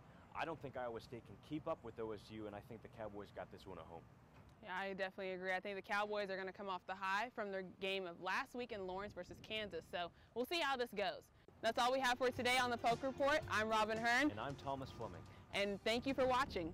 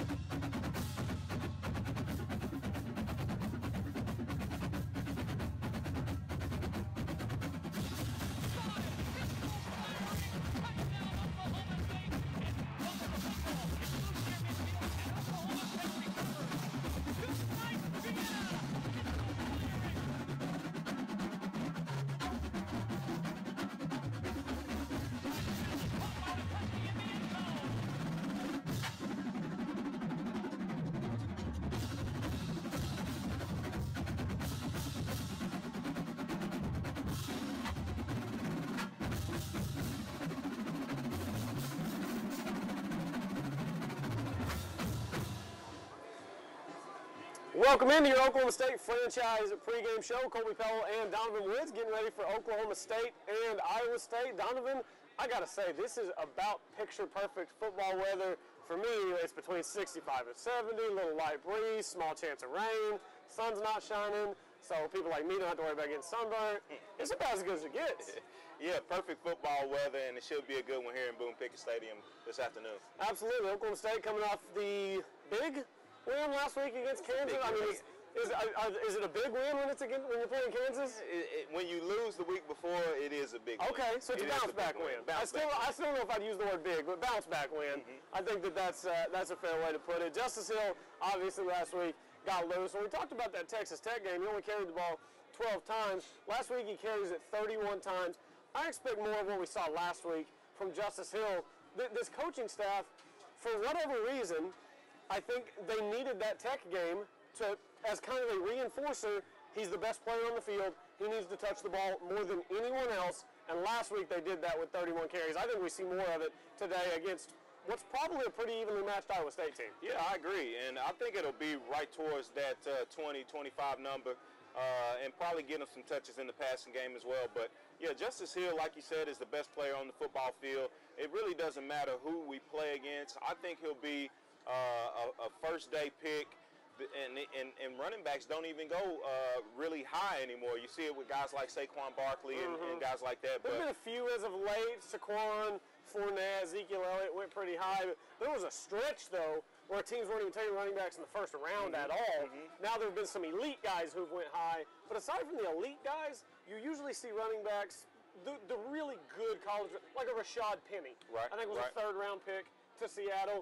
But you can get value with those guys without using a higher pick. You can find a really good running back like a Justice Hill in one of those middle rounds. Right, and I think when you mention guys like Penny and guys like James Conner, guys that are going in the second round, I think Justice Hill is right there on par with those guys. Anytime you play big-time college football, Justice Hill will be right there at the top of the food chain when you talk about carrying the football, blocking, being physical, and just doing things that you need college football running backs to do. And he'll be doing it on Sundays if he stays healthy. So looking forward to seeing him today get the football 25 times just like last week and do some big things in the run game and in the pass game. Absolutely. Also on the other side is the other best in the Big 12. It's kind of, who is the best coming into the season. It was Rodney Anderson, Justice Hill, and David Montgomery. Rodney Anderson goes down with the injury. We're left with Justice Hill and David Montgomery. We're going to see those two backs behind us in Boone Pickett Stadium today. And David Montgomery was actually questionable most of the week. Didn't really know whether he was going to play this morning. He's being reported as probable to play in this game. Probable means they're playing. Questionable usually means they're playing. Yeah. Probable means that guy's definitely playing. So I don't know how many carries David Montgomery's going to get today. Maybe a reduced workload, but you got to think if he's probable, he's healthy enough to touch the ball 20 times. And as good as Justice Hill is, David Montgomery probably every bit as talented on the other side. These are the two best backs in the conference. I expect a heavy dose of ground game from both teams. Absolutely, and you'll see it more this year. And you think about last year, and down at OU with Rodney Anderson, you had a guy like Baker Mayfield. For Justice Hill last year, you had a guy like Mason Rudolph, and they had some decent quarterback play last year, and some of those guys are still back for Iowa State, and they've done some good things. As a matter of fact, Nolan did some really good things down in Ames against Oklahoma State, so they still have some guys there, but they haven't really been settled with Kemp and Nolan, and running the football is a little bit more difficult when you don't have the stability at quarterback that you've had in last year and times in the past. But Montgomery will definitely get a ton of carries today if he's healthy enough to do it. And we got to be up to the challenge to stop him defensively if we want to have a chance to win this football game. Yeah, and you mentioned Zeb Nolan, who's played well. He lit Oklahoma State up last year in Ames, and he's played well this year. Kyle Kemp obviously was the starter, but he goes down with an injury. Nolan, he played well against Oklahoma. The connection there with Hakeem Butler was big time. He played well a week ago against TCU. That was a game that Iowa State, they had every chance to win. TCU ends up kicking a field goal with 37 seconds left to beat Iowa State by 3 in Fort Worth last week. But Zeb Nolan, as far as backup quarterbacks go in the Big 12, I mean, you look around the conference, I mean, do we have any conference that Will Greer's backup quarterback can do anything? Do we have any conference that Oklahoma? I mean, there are just a lot of backup quarterbacks that we know nothing about. And Zeb Nolan's come in and played well for Iowa State. They've only got the one win this season, but that's misleading. They're a much better football team than that. Absolutely, and you know, they lose to TCU last week, but you have to remember TCU goes out there and should have beat Ohio State, which a lot of people consider one of the top 5 teams in college football. So they've done some good things, and their record definitely is deceiving. They're a lot better football team than their victories and losses show.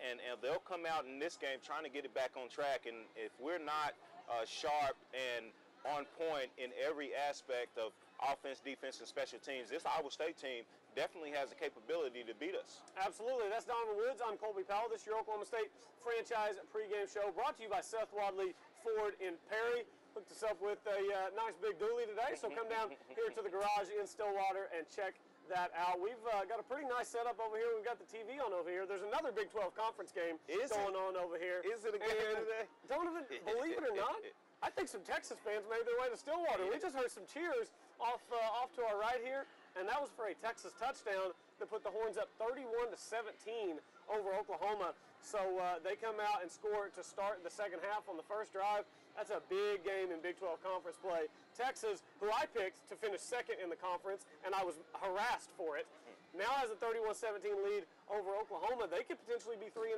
in conference, and if Oklahoma takes a loss, it kind of resets everyone's expectation as to what's going to happen in the Big 12. Yeah, and I think a lot of people kind of knew that, you know, even though Texas wasn't impressive, they always had the potential to go out there because of the athletes, and they're getting decent play from Ellinger today. He's done some good things. He made some throws that he hadn't made in the past consistently. But anytime you play in a rivalry like this, you're going to have a situation where guys play a little bit above their heads, and you're seeing that with Texas, or play up to their potential. You're seeing that with Texas. They got some talented receivers. They're doing some different things in the run game and the quarterback run game. So Texas is looking good, and I'm pretty sure that didn't a whole lot of people think that Texas would be able to score 31 points, and we haven't even made it to the fourth quarter yet. So Oklahoma has to get some things straight if they want to come out with this victory. But Texas is rolling right now. Yeah, I picked Oklahoma to win that game 34-27. So Texas has already eclipsed how many points I thought they would score in this game. It really has been amazing the way they've been able to move the ball up and down the field on Oklahoma's defense. I tell you what, I searched Mike Stoops' name on Twitter about a half hour ago. If you've got a weak stomach, don't search Mike Stoops' name on Twitter. It is not kind. It's not safe for work. Make sure that your kids don't get a hold of your phone. There are some nasty things being said about Mike Stoops on Twitter. They're getting run over by Texas' offense. And when I say run over, I mean Texas had a 3rd and 21 a while ago. They threw a bubble screen to little Jordan Humphrey. They stood him up about 8 yards down the field, and then Texas pushed the pile for another 9. They convert on 4th down and go on to score a touchdown. OU fans, if they lose this game today, and this what is supposed to be an average Texas offense, they put up 19 last week against Kansas State, and they returned a kickoff for a touchdown. If this team puts up 40-plus on Oklahoma, these fans are going to be about at their wits' end with Mike Stoops. Yeah, and it's just one of those situations. You know, you can have a perfect storm of it doesn't matter how many years of big-time college football that you play, and Oklahoma has played some big-time college football, obviously being in the college football playoff last year, and they've had a ton of success, but you know, the calls are going to be pretty loud. They'll be magnified if they go out there and continue to give up points and ultimately lose this ball game. So, you know, as we look at it now, you kind of hope that Oklahoma makes a rally. I want to see, you know, some of the guys that we have down there at Oklahoma, Justin Boyles in particular, continue to do well. But they're having some issues right now stopping this Texas team. And they needed to get it together because the sand is sinking out of the hourglass. Yeah, I'm trying to see how much time. It's 10:26 left in the 3rd quarter. So another thing Texas is doing a good job of is ball control. Most of their touchdown drives have been of about the 4.5-minute variety, and that's what it was there to open up the second half. So Texas playing very well in a very important Big 12 conference game down in Dallas. I almost said down in Austin. No, they do not play it in Austin. They play it at the Cotton Bowl, and that's a pretty cool scene there, the way they split the fans at the 50-yard. You ever been to that game? I have not. I have not. We got a chance to play at the Cotton Bowl against Ole Miss in 2004. That's right. And Eli Manning. Yeah, also Eli known Manning. as Peyton's little brother. Yeah, Peyton. Yeah, that's what I know him at, because he ain't nearly a good enough quarterback to have 2 Super Bowl rings, but that's beside the point. I remember watching that Cotton Bowl. It didn't end well for the Pokes. No, it didn't. We did some good things, but anytime you play teams like Ole Miss and in college, maybe, and even professionally, Eli has done some really good things. I mean, he's won 2 Super Bowls. We can make fun of him. He didn't win Super Bowls on accident. Is he a Hall of Fame quarterback, you think? Between the 2 rings and the last name, which is very important, the last name is very important, yes, he's a Hall of Famer. There's no way that the Hall of Fame committee would leave a multiple Super Bowl winner with the last name Manning out. I think as soon as he was born a Manning and got 1 ring, he was in, to be honest. I mean, that's the first family of football right there. That's Donovan Woods. I'm Colby Powell. Let's talk a little bit more about this game behind us today, because we talked about David Montgomery. Oklahoma State's been very good in the front 7, slowing other teams' running games down. You look back at the Boise State game. Boise bailed on the running game pretty early in the second quarter, but now you lose Darian Daniels for the rest of the season. And this is a guy, did you see what the injury was? A finger injury, got caught in a jersey, right? He got caught in a jersey in practice. He wasn't wearing his gloves, and he got caught in a jersey in practice, ripped it, and tore the tendons in that finger. It sounds like just a terribly painful injury. So Darian Daniels, who's one of the, probably 3 best players on this defense whenever you look at Calvin Bundage being the other, and then Justin Phillip, and Jordan Brailford, probably the 4 best players on this defense.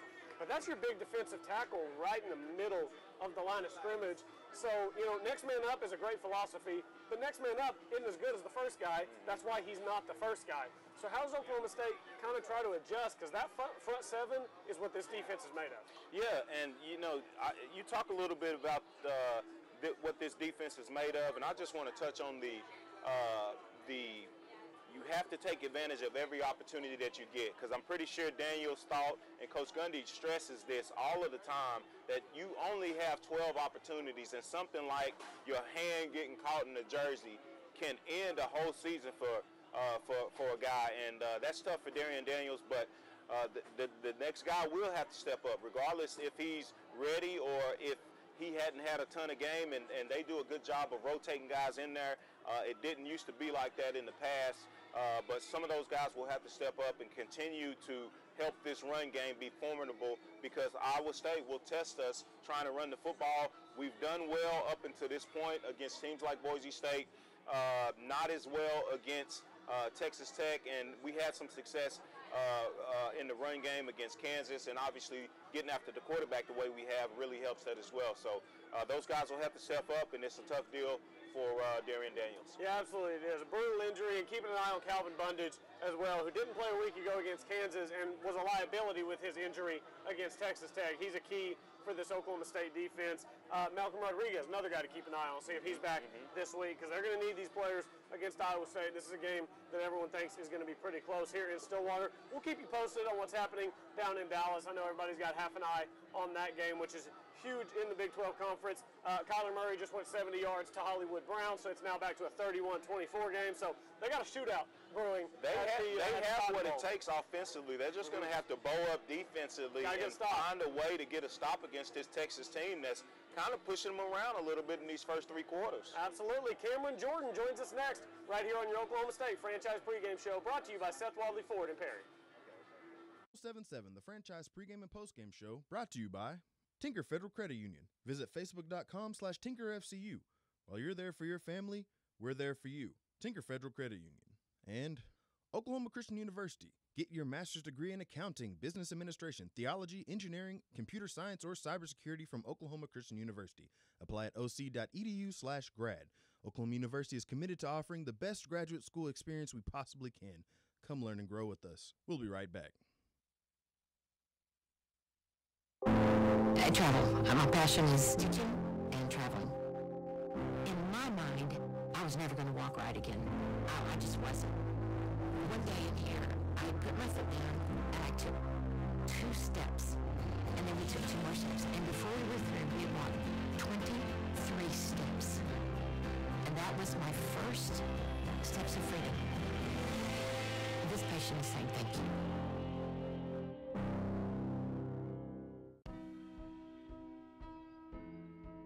Hi, Mom. Hi, Mom. Hi, Mom. Hi, Mom. How are you doing? Hi, Mom. Hi, Mom. Hi, Mom. Hey, Mom. Hey, Mom. Hi, Mom. School's going good. Only slept through one class so far. College was really fun for one day. First day, crushed it. Hi, Mom. I miss you. I already got called a high school kid. They're like, are you sure you want college? I'm like, yes, here we go. I miss home a lot, but college is also really fun, more fun than home. Hey, Mom, it's me. And I'm not dropped out yet, and my professors haven't kicked me out, and I was only late to one class.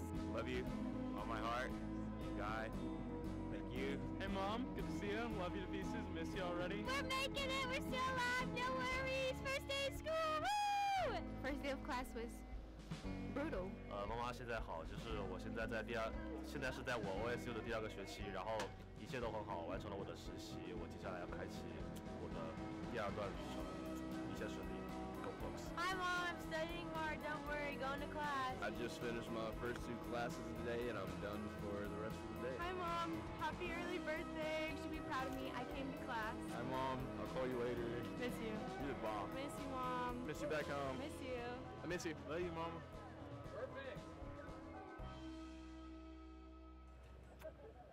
There we go.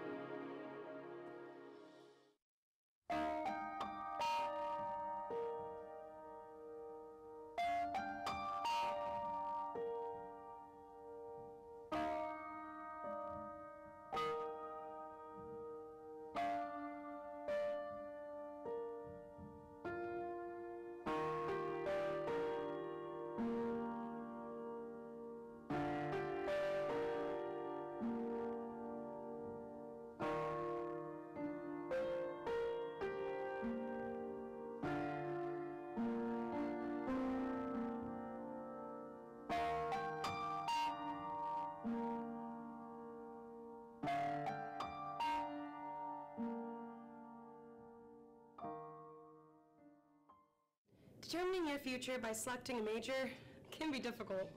It's okay to be undecided. Connect with the College of Arts and Sciences, where your options are endless. Where you can uncover your passions and achieve your goals. Express your creativity by exploring a career in the visual and performing arts.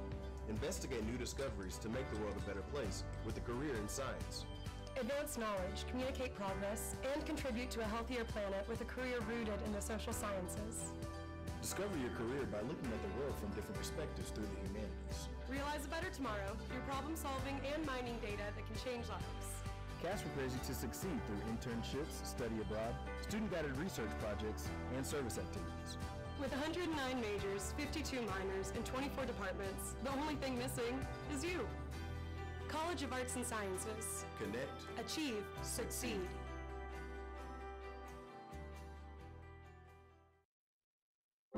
In my mind, I was never going to walk right again. Before we were through, we had walked 23 steps. And that was my first steps of freedom. This patient is saying thank you. Welcome back to your Oklahoma State Franchise Pregame Show. Colby Pella and Donovan Woods, as always, and Cameron Jordan joining us now as he does when we're here in Stillwater. Cameron, glad to have you along today. Oklahoma State and Iowa State. How you feeling? A little atmosphere, nice weather. People watching the OU Texas game. It's a good Saturday. It's fantastic weather. I think you alluded to this in the first segment. There's a lot of Texas fans, it seems, that are walking around campus for this game. Yeah, there are, and it's getting interesting down there. OU's got the ball back now with a chance to go down and tie the game, so it's always a good one in the Red River rivalry. And quite honestly, Oklahoma State and Iowa State's been a good one lately. I mean, this game last year, I refer to last year's game as the Marcel Aikman game.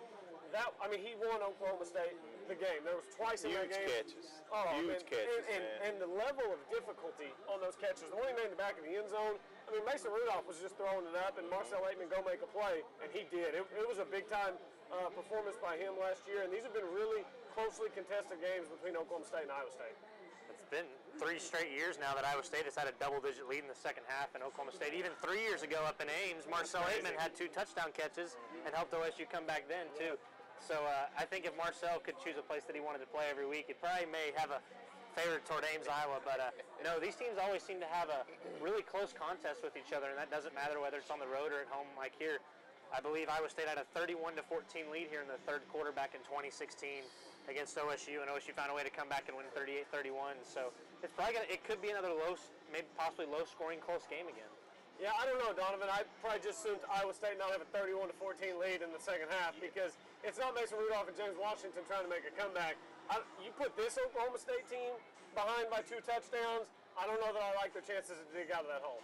Yeah, I'm right there with you. I think you kind of see what happened to us at Texas Tech. We struggle a little bit and only put up around 17 points. Maybe we get one of those guys on the outside to make a big play, but I don't have a ton of confidence with this team playing from behind. So if we can get Justice Hill the ball early, do some things with Corn Dog in the run game like we did against Boise State, and hit a couple of deep passes, I feel a lot better playing from ahead, just like most people would, as opposed to coming back from behind, especially in the second half. Yeah, no doubt. That's Donovan Woods, Cameron Jordan. I am Colby Powell. This is your Oklahoma State Franchise Pregame Show brought to you by Seth Wadley Ford in Perry. We're hanging out here in Stillwater. Great atmosphere. The fans are out, and everybody's having a great time. There's some great shopping around here. I know this because I just got an update on my phone, and my credit card's been swiped. So my wife must be out enjoying all of this great shopping here in Stillwater. So come join us. We're at the garage right here about a block south of the stadium, as we are for every home game. And the weather, it looks like the rain's going to hold off just enough for this game to be played. So come out here, hang out with us at the garage. Cameron, we talked about this a little bit in the last segment, but the Darian Daniels injury for Oklahoma State, that's a big deal for this defense. He really clogs up the middle on that line, and I think that and then depending on the health of Calvin Bundage, whether he plays, what percentage is he at if he does, that front seven for Oklahoma State, if that unit holds up, they can have success. But if no Darian Daniels, a weakened Calvin Bundage, whatever the situation is there, if that unit can't hold up, then Iowa State will be able to move the football. Yeah, kind of like you mentioned, Darian Daniels was the most experienced defensive lineman who was back for OSU this year. So when he went out, that's a big loss. Enoch Smith stepped up in a really big way last week and really helped out the defensive line. Yeah, it's pretty good. He really stepped up, though. He kind of stepped up into that role, and he has a really big task today in trying to stop David Montgomery. I did hear on the radio coming over that Calvin Bundage is going to play. Okay. But kind of like you said, what effectiveness he will be. Will he be 100% come back from his calf/ankle injury? That's kind of to be determined. We'll just have to see kind of how they use him and whether he's out there on the field all the time. I'm glad that you're here and caught that on the radio, because I was informed that Calvin Bundage is going to play, but I was also sworn to secrecy, so I was going to say that breaking news. Breaking news. Cameron Jordan heard it on the radio, and if it's on the Oklahoma State pregame show with Hunziker and Holcomb, then it is public record. So Calvin Bundage will play for the Oklahoma State Cowboys. Again, you still don't know how healthy he's going to be, because 2 weeks ago, Donovan, in that game against Texas Tech, he looked bad. Well, he was out there longer than he should have been, and when he finally came off the field, I mean, it was one of these hobbling off the field. He shouldn't have been out there. Now he's had a couple of weeks to rehab. And Oklahoma State needs him. He is an electric difference maker for this defense. He definitely is. And, you hate to see, and he obviously had to really be injured, because when you're playing out there on Saturday, big-time college football, you got so much adrenaline. You get so much energy from this home crowd here in Boone Pickett Stadium that you really have to be hurting and want to have to come off that field.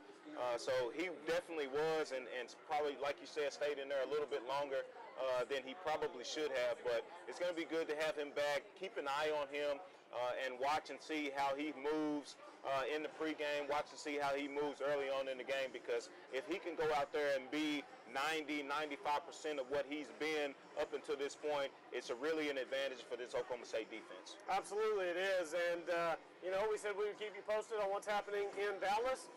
Kyler Murray turned the ball over. He fumbled, and then Texas proceeded to take it about 25 yards and score on another Sam Elliott touchdown run. makes it 38-24 with about 7 minutes left in the third 38 quarter. points by this Texas Longhorn team. Also, I mean, of note, a lot of people did say, you know, the only way Texas can win this game is if they force turnovers and protect the ball themselves. Oklahoma's turned it over twice. Texas has yet to turn the ball over. Ellinger's known as kind of a turnover machine because of what happened last year and because of that game against Maryland in week 1 where he threw 2 interceptions in the fourth quarter. One of them was the game-ending interception. But Ellinger since then has taken really good care of the football, and they've got a real chance to pull off a major upset today against the Oklahoma Sooners. Yeah, if Texas's offense, I believe the Fox broadcast said before the game that he hadn't had a turnover and interception in close to 120 pass attempts, which was 3rd all-time in Texas history. He's moved into 2nd. I saw the stat earlier. Moved into 2nd now? He moved into 2nd behind, who was it that had gone the longest without throwing an interception in Texas? Gosh, it's going to drive me nuts now because I just saw the stat an hour ago as to who holds the record. Now I can't remember. Major Applewhite. Major Applewhite had the record. Sam Ellinger's trying to break the record. So Texas up 38-24 on Oklahoma. Now, if Texas does win that game, opens up the Big 12 a little bit, puts a lot of pressure on OU to bounce back. But for Oklahoma State, you open the season with a conference loss again against Texas Tech. And despite all the success Mike Gundy's had at his tenure at Oklahoma State, he's 7-7 in conference openers, which is just a weird statistic. Last year, they lose the home conference opener to TCU.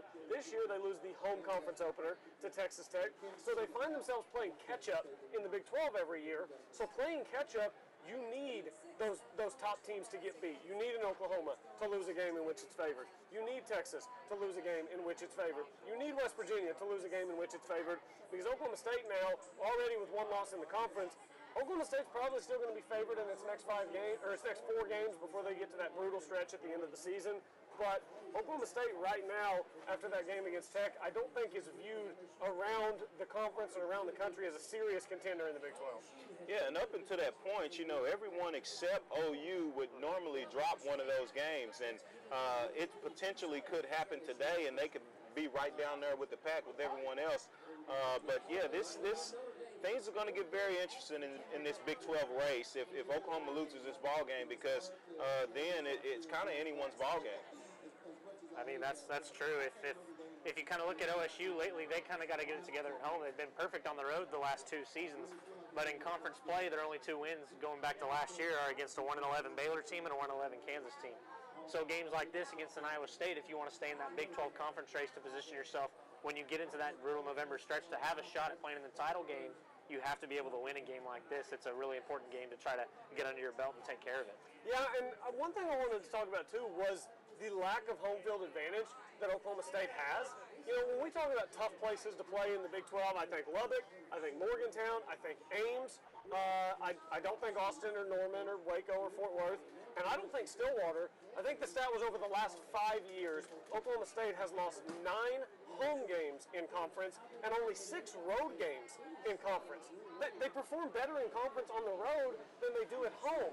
I don't know how much of that has to do with just, you know, a fluke coincidence, but that's a pretty large sample size of them losing games at Boone Pickens Stadium.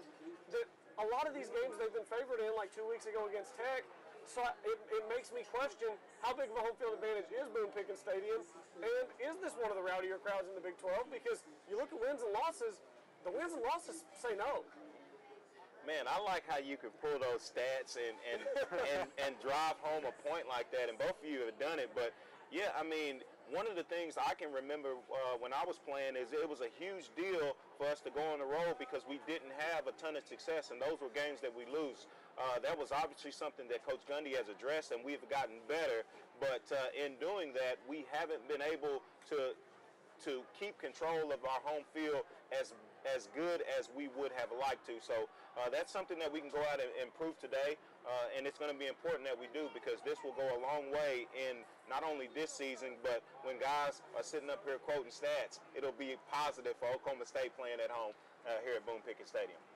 Yeah, I mean, Donovan kind of drove it home right there too. I mean, it's if you can perform well at home and take care of business at home, then it's going to take care of a lot of issues that you have. I mean, OSU's 3 losses last year all came at home in conference play.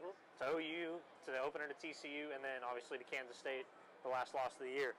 OSU's been really successful these last few years, as you alluded to, under Mike Gundy when they go on the road. I don't know if that's just a preparation thing. I don't know what they're doing, but he has something figured out that they perform well on the road. Now you kind of got to figure it out because OSU has a really good stadium experience. It can get really loud in there when the fans get into the game. Now they just got to find a way to make sure that's more effective when it gets on the field when the game kicks off. Yeah, so here's my theory. My theory is that Oklahoma State fans had this kind of underdog, chip on the shoulder mentality, and then Oklahoma State started winning a little bit. Everybody starts feeling good about themselves. You get a couple trophies in the trophy case, and everybody feels good, and it's this big-time football program. And now, you know, we make fun of the people in Austin and stuff with the tea sipping. I think there might be a little tea sipping going on in Boone Pickens Stadium. It might be. As a fan base, you can take for granted winning and success. And I think, you know, I sit in the stands at the games because my family is at the games. So I sit with my wife. And, I mean, you sit there, and the fans, in our section, they don't stand the vast majority of the game. They don't yell the vast majority of the game. But there are about 12 of them who sit behind us who just sit back there and nitpick. You can't tackle. What are you doing running the ball there? Throw it to Tyler Wallace. Corn dog isn't any good. And they just sit there and they yell these insults at the field and nobody's cheering. I think Oklahoma State fans have to an extent to come out and win 10 games every season. And I think the home field advantage has weakened in Stillwater because the Oklahoma State fans got spoiled with winning. Yeah, and I think that's a good point. You know, when we went to these games some time ago, Iowa State, I can remember when they had guys like Seneca Wallace, guys like Sage Rosenfeld. That's a great name. Yeah, I mean, those were games that we went into not necessarily favored in, so we came out and we were fired up to have an opportunity to go out there and cheer against those teams. But it might be a little bit of tea sipping, a little bit used to winning here in Stillwater, Oklahoma. So that's a challenge to the fans to go out here and be like times of old where you go out there and you're standing up for the entire game. You're yelling for your team because this is a game that we need to win if we want to go on and still be able to accomplish the 10-win, the 11-win seasons, because we have a gauntlet down there with West Virginia, TCU, and Oklahoma down here at the end of the season. So this is definitely one that we need to take care of, and being loud out there for our crowd, being loud out there for our players out there on the field will really go a long way in doing that. Yeah, I think with what we're seeing right now with what's going down in the Cotton Bowl, too, that game in 3 weeks here on homecoming for Texas, that could be another game you have to add to the schedule that maybe it's kind of an unsure home game for OSU that maybe they're going to have to really find a way to take care of business. Yeah, it's going to be... No, go ahead. I was just going to say, it's going to be really interesting to see how this team responds to the ever-changing adversity that comes with the pressures of winning at home when you haven't been successful, while also being able to maintain being strong on the road for those tough road games they do have near the end of the schedule. Here's the deal about it. Good teams find a way to do it. And Oklahoma State here is trying to be a good team. You know, from what we have now, starting out 4-1. You know, if you talk to a lot of people before the season, this is kind of where a lot of people saw Oklahoma State anyway. They thought that loss would be to Boise State, but you go 4-1 in those first 5 games, and you're sitting there in the top 25. You know, if Oklahoma goes down, you still have a chance to win this conference. So let's come out here and be loud as the fans. Let's go out here and be prepared and play fast and play smart here as a team. And all our goals and everything we want to accomplish is still here for us. Yeah, absolutely. Oklahoma State, look, 10-win season, obviously that's a big goal this season, more of a reloading season for Oklahoma State. When you lose Mason Rudolph, James Washington, Marcel Aitman, Chris Lacey on the defensive side of the ball, Jordan Stearns, who had been your leading tackler for years, Chad Whitener was a senior, Trey Flowers, who is making plays for the Seattle Seahawks. Cardinals, Trey Flowers, who, you know, had the size. I didn't know if he was ever a good enough football player to play at that level. Man. He's balling for Seattle. He's been playing incredible. He's a big dude. He's a tall guy. Long and rangy. Yes. Those are things that go along with speed and with strength. When guys are extremely long like that, they can probably reach. Trey Flowers can probably turn off the camera sitting right here. I mean, his arms are that long, just kind of go gadget. And, I mean, those are things that, you know, football players and basketball players really have tools and he's going from being a very productive safety here at Oklahoma State to being a cornerback for the Seattle Seahawks, really kind of in the mold of a Richard Sherman. He stepped into Sherman's shoes. That's his position he's playing. I mean, he's doing it at a big-time level, and especially to be as young as he is, that's difficult to do. And excited to see him have that success early, and going to keep an eye on him throughout the season because he'll play 16 games in an NFL season. He's probably only played 12 or 13 here at Oklahoma State. And you have to be at the top level of your game when you're going out there on Sundays. And it's going to be exciting for him to see, for us to see him take on that challenge. Yeah, absolutely it will. That's a little different physically playing 16 as opposed to the 12 or 13. You transition from college to the professional game, the longer season, the travel. I mean, how much of a grind is that physically and mentally to get through an NFL season? It's extremely difficult, and here's one of the things for me. I went and we finished up the Inside Bowl, and I had probably a 2-week break, and I went right to training for my pro day. So I had maybe a 2-week break, and then I went right back into it. Ended up going through OTAs, mini camp, training camp, and then basically played 15 months of football straight through.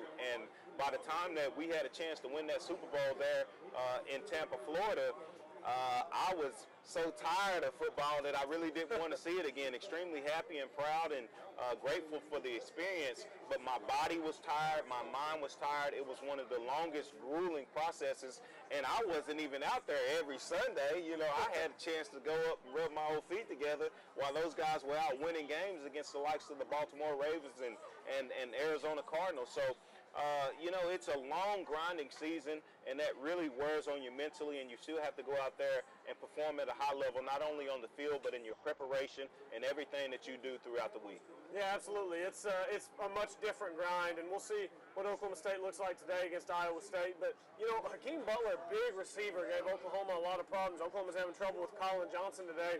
I don't know that that's an Oklahoma problem so much as it is that guy's 6'6", and he's hard to get on the ground problem. One thing Oklahoma State does have going for him, Oklahoma's corner is pretty small. Buki Radley-Hiles, 5'8". Corner Molly's about 5'10", I believe. A.J. Green, Rodarius Williams, a little bit bigger corners, but I feel like I've seen the back of those guys' jerseys chasing receivers far too often. These big receivers for Iowa State, namely Hakeem Butler, I need to see A.J. Green or Rodarius Williams stay in front of those guys today. I want to see that number on the front. Because far too often I'm looking at that number on the back while he's chasing after his man, and that's getting a little bit old. Especially, I think I've seen it more on A.J. Green's side. I haven't gone down and broken it down by film. It just feels like it's happened more on A.J. Green's side. But I need more from those corners in this game today against Iowa State. Yeah, they've already had kind of a warm-up when they saw Antoine Wesley for Texas Tech. He was a 6'4" guy, not quite as big as Hakeem Butler. And they didn't fare well against Wesley. Yeah, they didn't fare well against him. Or against Vasher.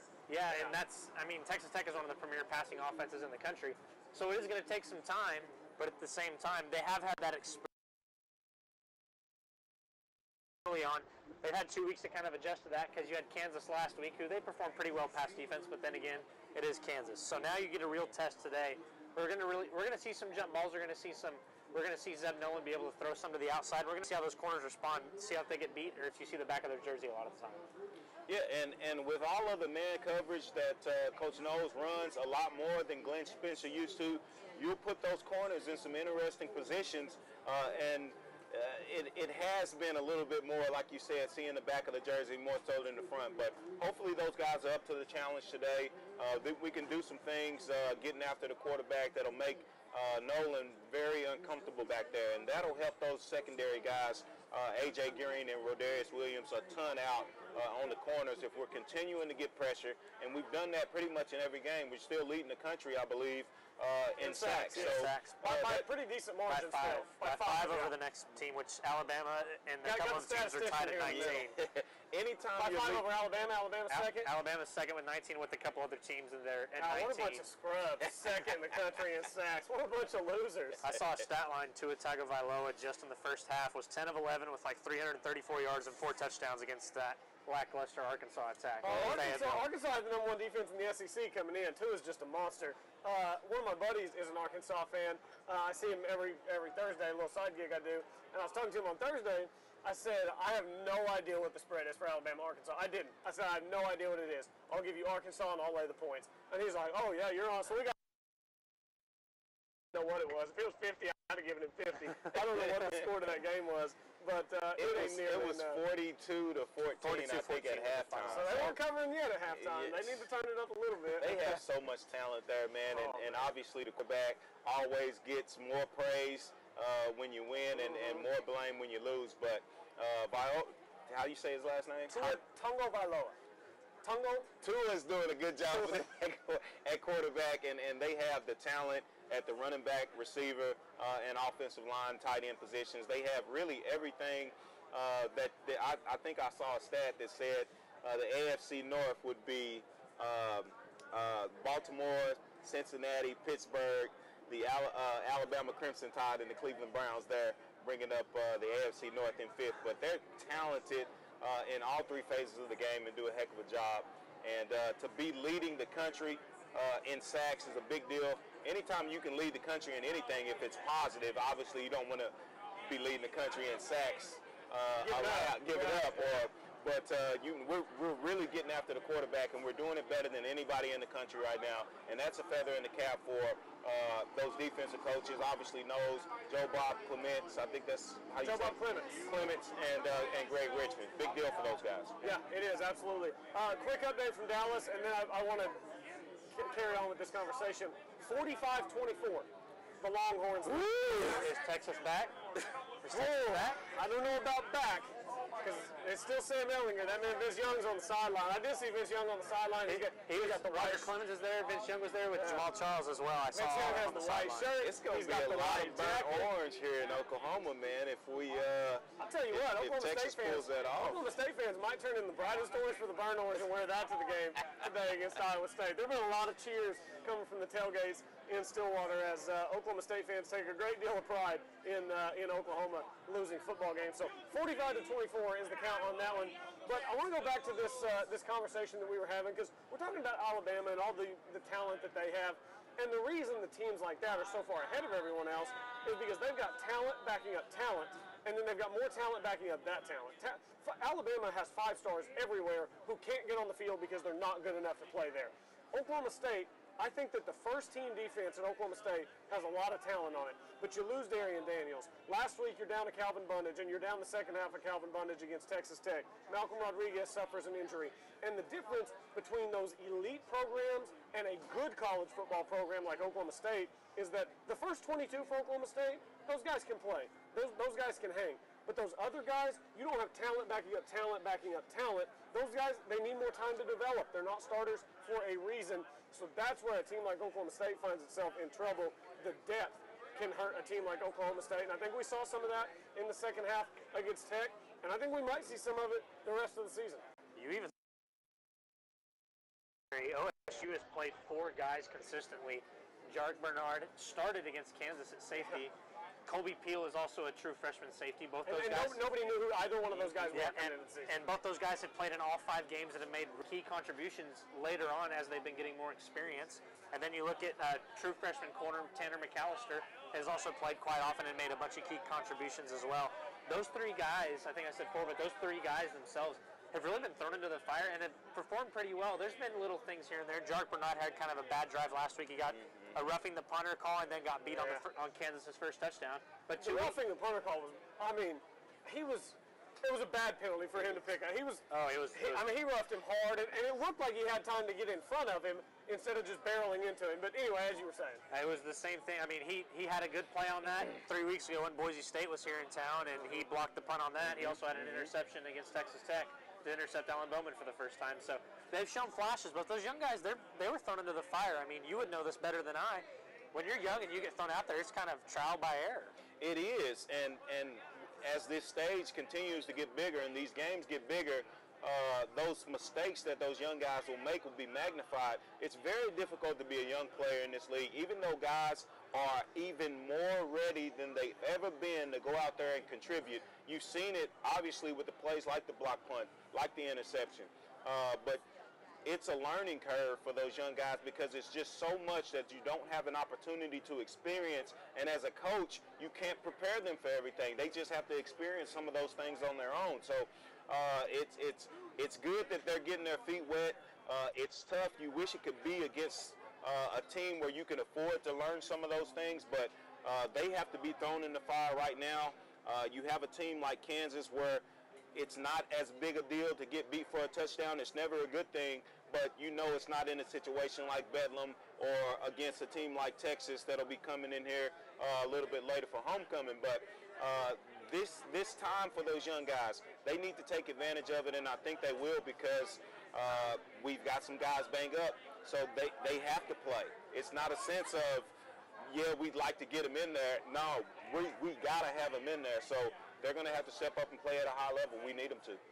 Yeah, absolutely they will. And, you know, it does have to be next man up. I don't like that phrase because I think it undervalues the reason one guy's a starter and one guy's a backup because he's obviously better. But when somebody goes down, you've got to be ready to perform. And Oklahoma State has had to shuffle some guys through already this season. So OU and Texas headed to the fourth quarter, 45-24. Texas leads in that one. A big one today for Oklahoma State and Iowa State, not only for the Cowboys, but Iowa State, they've only got one win on the board. They've got West Virginia next week. They could be a 1-5 football team. They had a game week 1, rained out due to weather. It wasn't even the Hurricane Florence weather. It was just a fluke thunderstorm type deal where they didn't get that game in. So they've only got one win on the schedule. And they're a much better football team than that. They were close with Iowa the entire game. They were close with Oklahoma the entire game. They were tied with a minute to go in the TCU game. This Iowa State team's much better than its one-win record. But if they lose today to Oklahoma State and they lose next week to West Virginia, then this is a team that is a pretty decent football team that's going to be in danger of not making it to a bowl game. Yeah, that's the truth. And you kind of mentioned it itself. Their 3 losses have come not by a combined, I think it's like 20 points is their 3 losses. I think it was 10 to Iowa, 10 to Oklahoma, and 3 to TCU. So 23 points in 3 games. That's not bad. Iowa State's offense is not the best. Iowa State has relied on its defense. It's been like that for a long time, especially under Coach Matt Campbell. They're really successful on defense. If OSU struggles on defense, kind of similar to Texas Tech, you don't want to see this OSU team have to come from behind because they haven't performed well in the little situations that they've had this year. But if you can avoid that and get ahead early, that's really going to help OSU because you give this Iowa State team who's hungry, who wants that win, who knows that it's right on the verge of possibly being 2-2, 3-1. You give them a little bit of more momentum that they don't need, this game can get out of hand early for OSU, and it could be another troublesome home game. Well, and not only that, but 23 losses for the 3 Iowa State losses, or 23 points for the 3 Iowa State losses. Oklahoma State lost by 24 to Tech. So Oklahoma State, actually, in its 1 loss, was by more points than Iowa State's 3 losses. This is a good Iowa State football team, and Donovan, here's my thing. You know I'm a Vegas guy. I like looking at these numbers and thinking, what is Vegas thinking? What does Vegas know that I don't know? Because I want to know what they know because they make a lot of money on these football games. They favor Oklahoma State by, I think it was 11 is what this game opened at, and I thought, man, that's too much. And everybody around here saying, man, that's too much. Reese Davis this morning on College Game Day, his super dog, every week they pick a dog, his super dog was Iowa State. And he had it at 9.5. He doesn't even have it at double digits. So basically my point is, everybody's like, this line's way too big, this line's way too big, this line's way too big. So all the money's going to come in on the Iowa State side. Is this Vegas tricking us, and Oklahoma State's going to go out here and win this game by 17?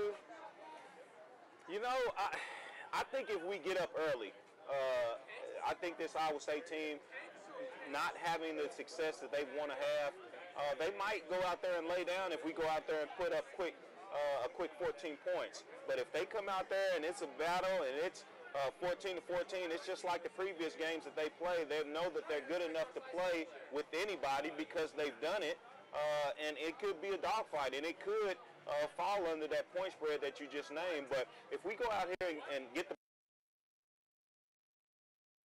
I think this team might just be ready to go ahead and keel over after, losing 4 football games and only winning 1. Yeah, I mean it's going to be interesting to see how this plays out. We're going to know a lot about what the ball game's going to do in the first quarter because these teams have played so close before. They have been in close battles before. But we're going to have to find out how is OSU going to play offensively after kind of getting back on track last week. But then again, this test is going to be the best defense they faced up to this point. How is OSU's defense going to respond against an offense that's not fantastic but has playmakers? David Montgomery's going to make you tackle, going to make you play sound football defensively. Those big receivers are going to be able to make big catches on the outside. So how are you going to respond to that early adversity when you haven't really faced a lot this season, and then the little that you did, it wasn't that great for OSU? So what are they going to do early in this game to try to separate themselves from Iowa State? Yeah, it wasn't that great is a very positive spin on you got drilled at home by Texas Tech the one time you faced adversity. Cameron, are you a Vegas guy? Do you try to read into the lines and think, what are they thinking? What should I be thinking based on what they're thinking? Because I totally overthink everything that comes to Vegas lines. I usually will look every Sunday and try to get an idea of, okay, when this game opened, it opened at 10 points was the spread. It only went down to, like I said, I saw Reese Davis pick 9.5 as well. So you're kind of trying to think, well, I don't think too deep as probably you do, but I do kind of try to look at it and say, okay, why is it a 10-point spread? Because coming in, I thought it may have been a little bit bigger, but Vegas, to me, is picking this to be a little bit closer game. Maybe that's because of the last 3 games in the series of how close they've been, how successful Iowa State has been early in these games, that if OSU doesn't have a couple things fall their way in the last 3 years, they have a couple more losses against this team. They're not looking for their 10th straight win against the Cyclones. Yeah, it's weird that Oklahoma State, they haven't lost to Tech in a decade. They come out, they lose to Tech at home for the first time in a decade. They haven't lost to Iowa State in nearly a decade. They've got Iowa State coming into town today. Donovan, you're smiling over there, but Oklahoma State showed some deficiencies against Tech, and they've only played Kansas since then, so I really don't know what to expect from this team today. I'm with you, and when you start talking about, not losing to someone in 10 years and then you go out there and lose to them, every time I watch TV and they talk about free throw percentages, he's at the free throw line, he say he's 42 or 42, he hadn't missed a free throw in, just January 9th, and he gets up there and misses the next one. You're just like, man, don't say anything about those type of stats. And I hope that's not the case for Oklahoma State. It was last week as they lose and hadn't lost in 10 games to a Texas Tech team. And then you have a situation where we haven't lost to an Iowa State team in 10 years. And I hope that, that doesn't come back to bite us. But I think this Oklahoma State team will be prepared. We'll do some things, obviously getting Justice Hill the ball like we did last week. I think it will continue this week, and you'll see some different things in the quarterback run game, I think, like you saw against Boise State. Yeah, if this is a close game, Cameron, I would expect to see Cornelius run it on the ground. I would expect between 8 to 10 attempts from Cornelius. Oklahoma State struggles up front to create space. You get Cornelius running the ball, you get one extra blocker. It worked really well against Boise State. I think we'll see some more of it today. I think we'll see a lot of that too, and kind of on the run game itself, I think a big key for OSU, you saw it last week, how willing are the coaches to let Justice Hill run? He is a great running back. He's a top 10 running back in the country, arguably top 5. His stats prove it. His skill proves it. He makes plays every time he touches the ball. You maybe don't want to give him 31 carries every game from here on out, but in that 20 to 25 range is what he needs to have every single game. And he really showed his effectiveness last week, the first time they really let him loose. I would expect him to have another big day today. Yeah, and people say, well, they can't run block, so you can't just keep handing it to him. Well, they couldn't run block a week ago, and you know what he does? He makes guys miss. He blocks for himself.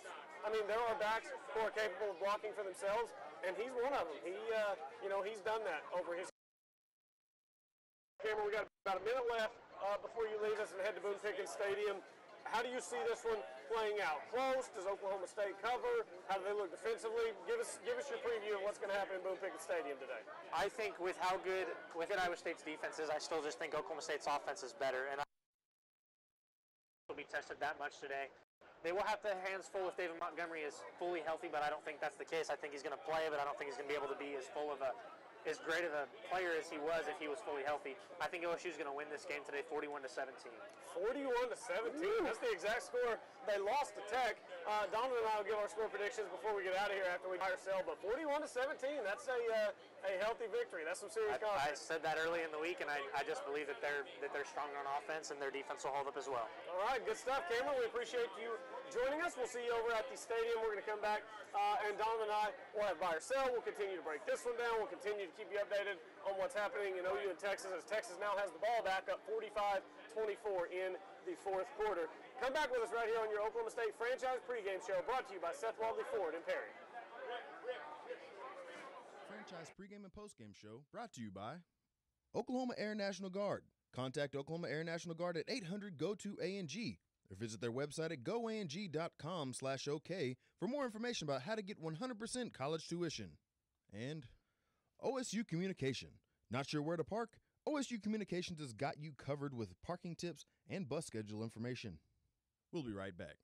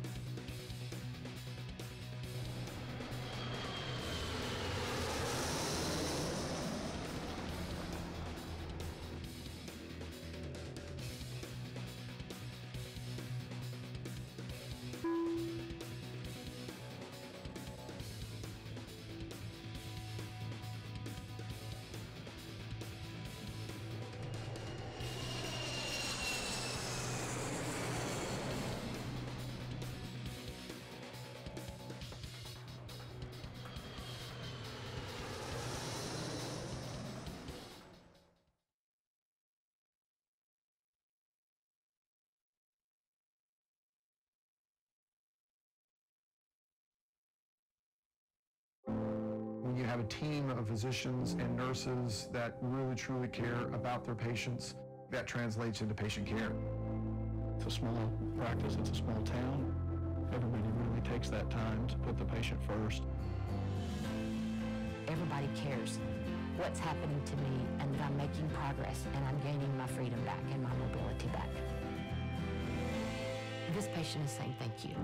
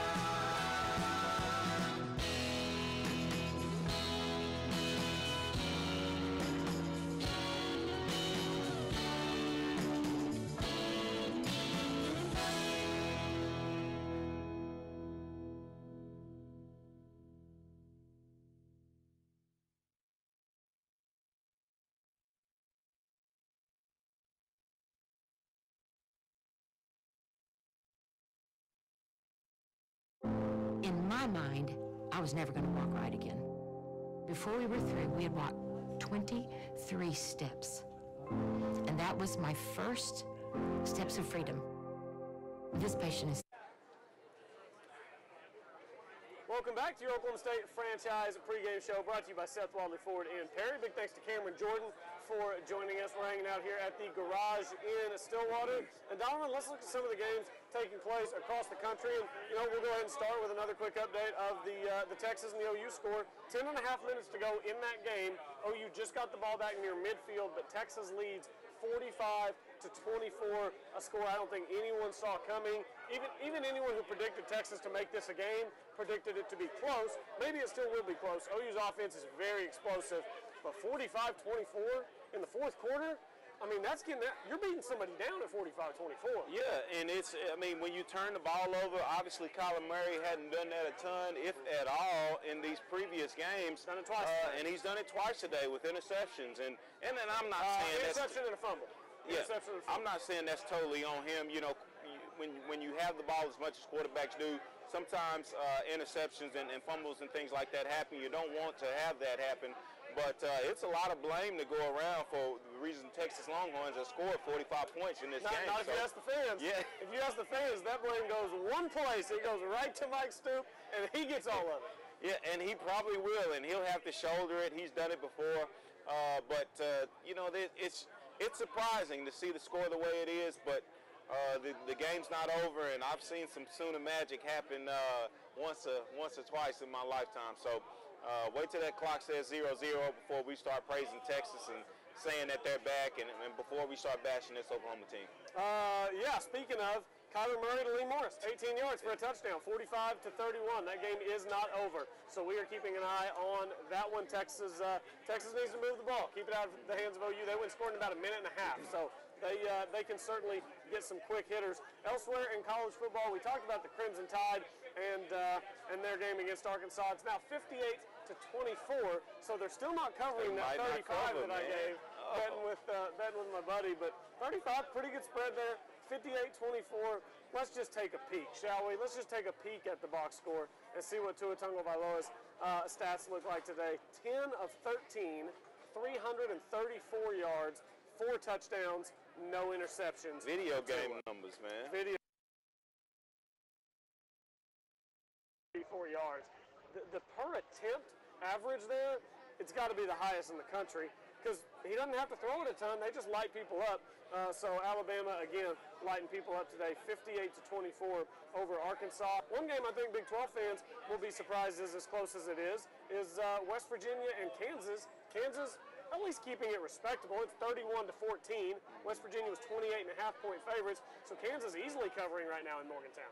Yeah, Kansas, they have some confidence winning a couple ball games and going out and not having a bad showing against the Oklahoma State team. You expect Oklahoma State. 28 last week. Yeah, they've done some good things, and they're not being.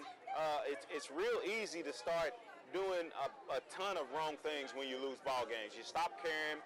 You stop giving good effort, but Kansas is not doing that, and they didn't do it against Oklahoma State, and they're not doing it now against a tough West Virginia team, only giving up 31 points so far, and scoring 14, so good job for those Jayhawks down there. Yeah, because West Virginia can really score the ball. They put up 35 last week in the first half against Texas Tech in Lubbock.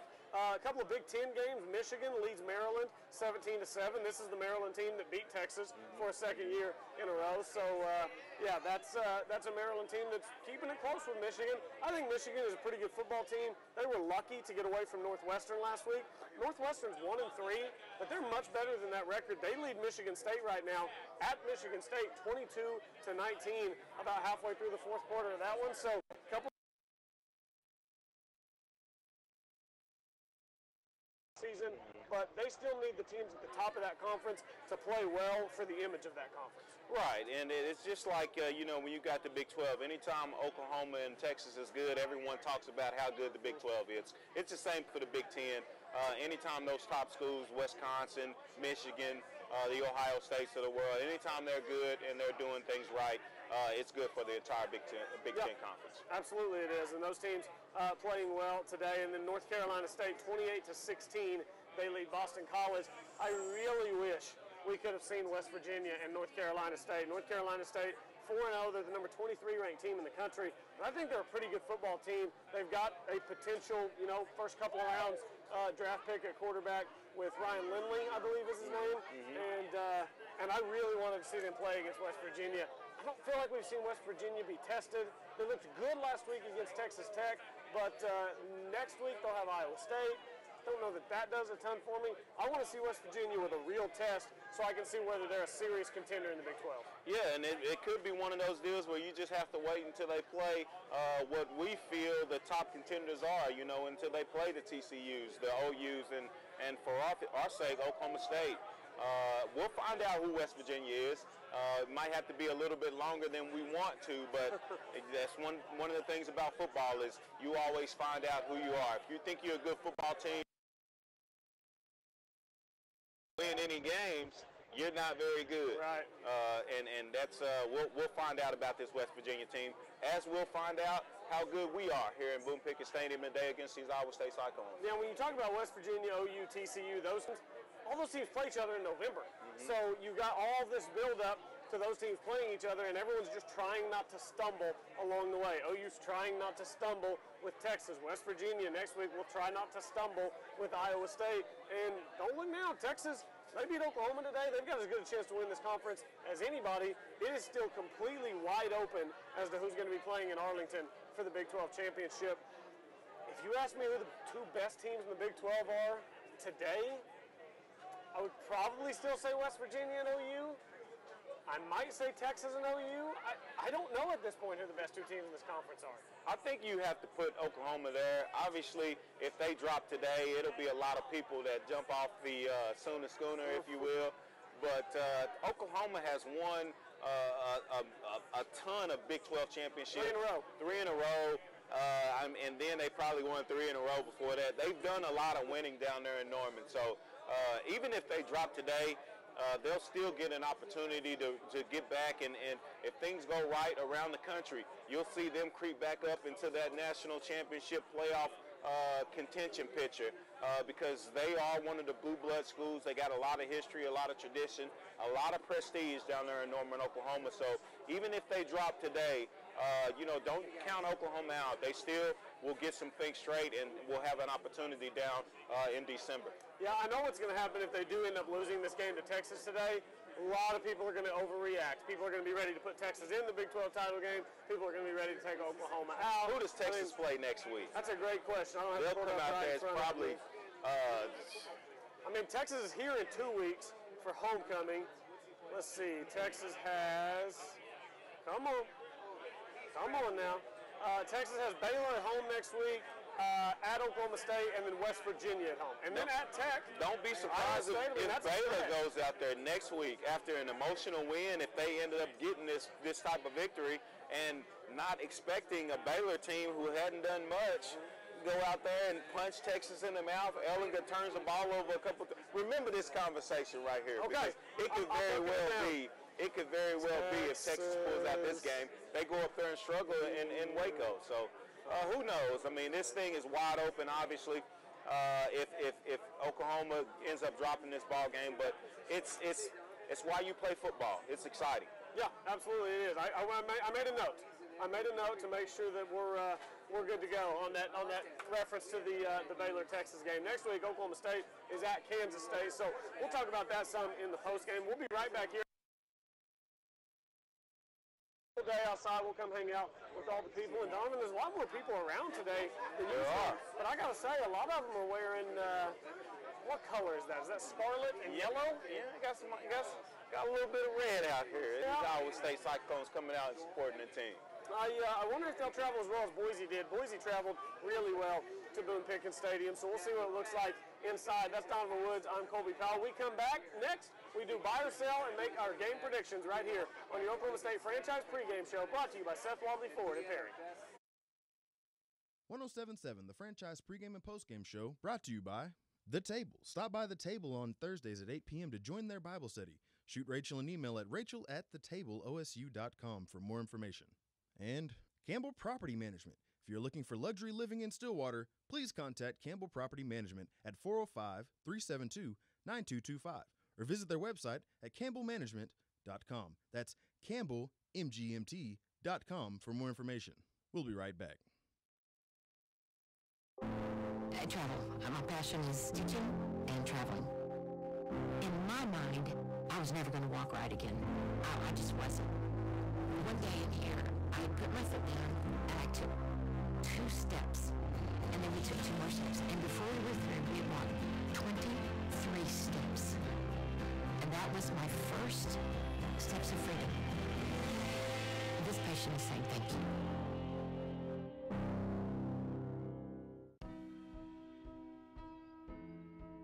Hi, Mom. Hi, Mom. Hi, Mom. Hi, Mom. How are you doing? Hi, Mom. Hi, Mom. Hi, Mom. Hey, Mom. Hey, Mom. Hi, Mom. School's going good. Only slept through 1 class so far. College was really fun for one day. First day, crushed it. Hi, Mom. I miss you. I already got called a high school kid. They're like, are you sure you want college? I'm like, yes, here we go. I miss home a lot, but college is also really fun, more fun than home. Hey, Mom, it's me. And I'm not dropped out yet, and my professors haven't kicked me out, and I was only late to 1 class.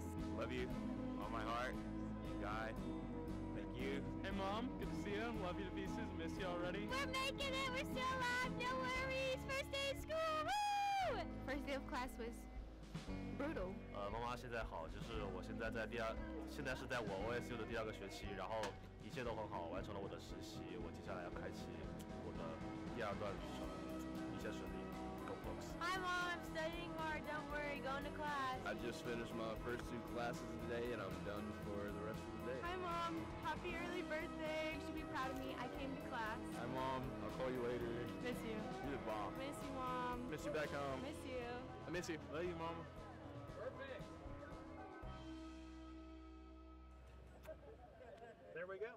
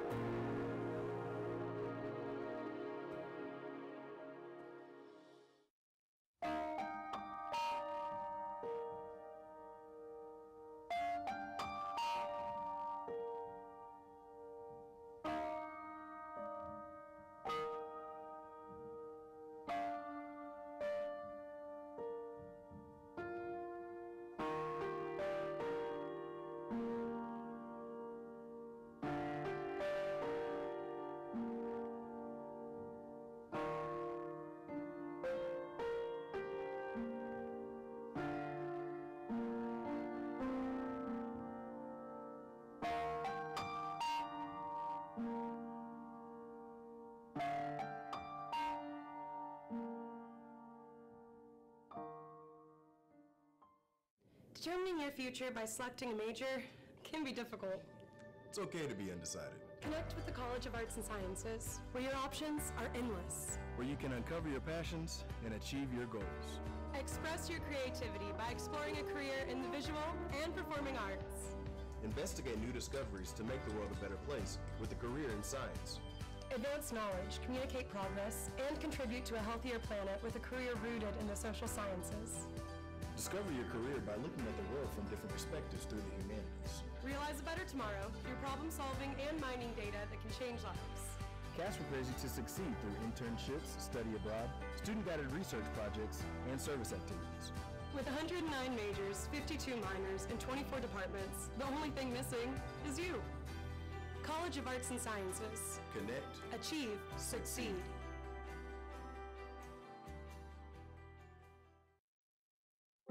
In my mind, I was never going to walk right again. Before we were through, we had walked 23 steps. And that was my first steps of freedom. This patient is saying thank you. Welcome back to your Oklahoma State Franchise Pregame Show, brought to you by Seth Wadley, Ford, and Perry. And Donovan, don't look now.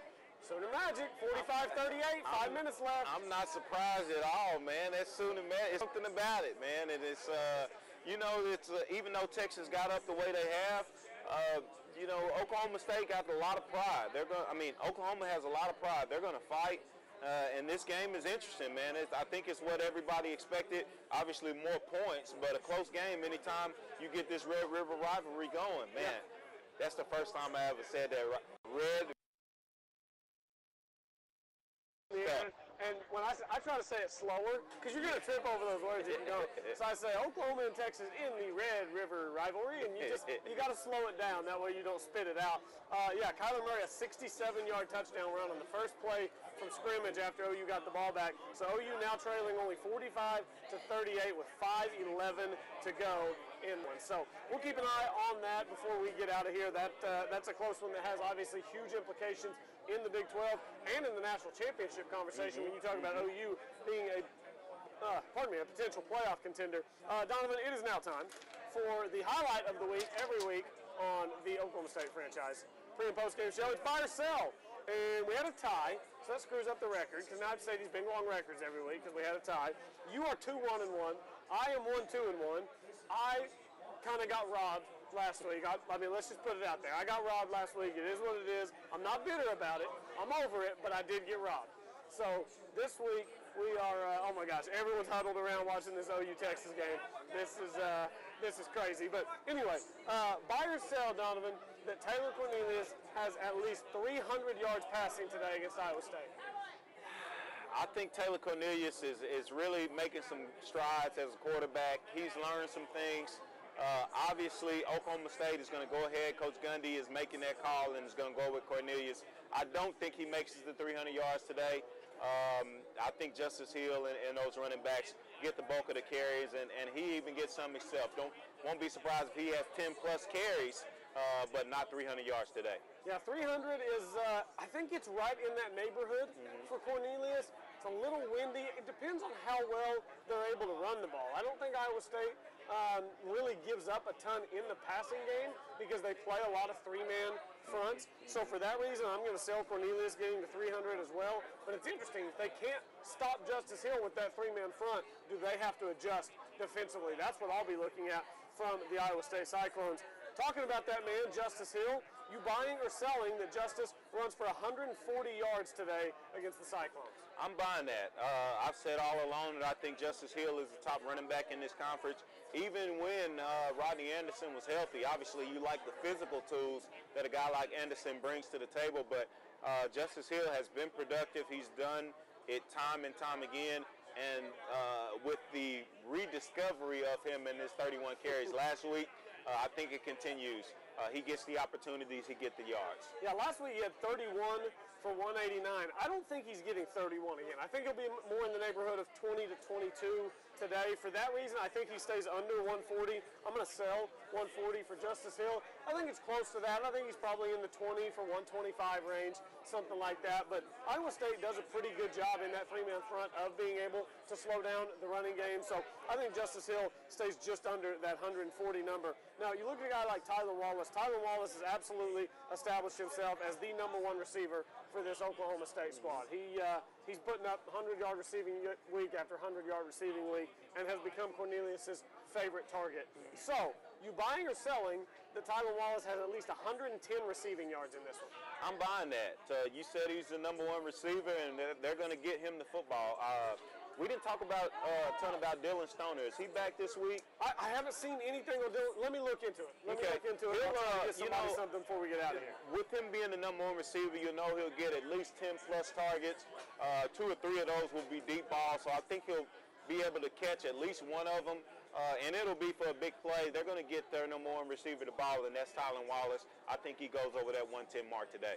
Yeah, 110 I think is pretty close for Tylan, and most of these recent weeks it would have been pretty close for Tylan. He's been kind of right in that neighborhood every week. 110, 120, he's been close. I think it's close again.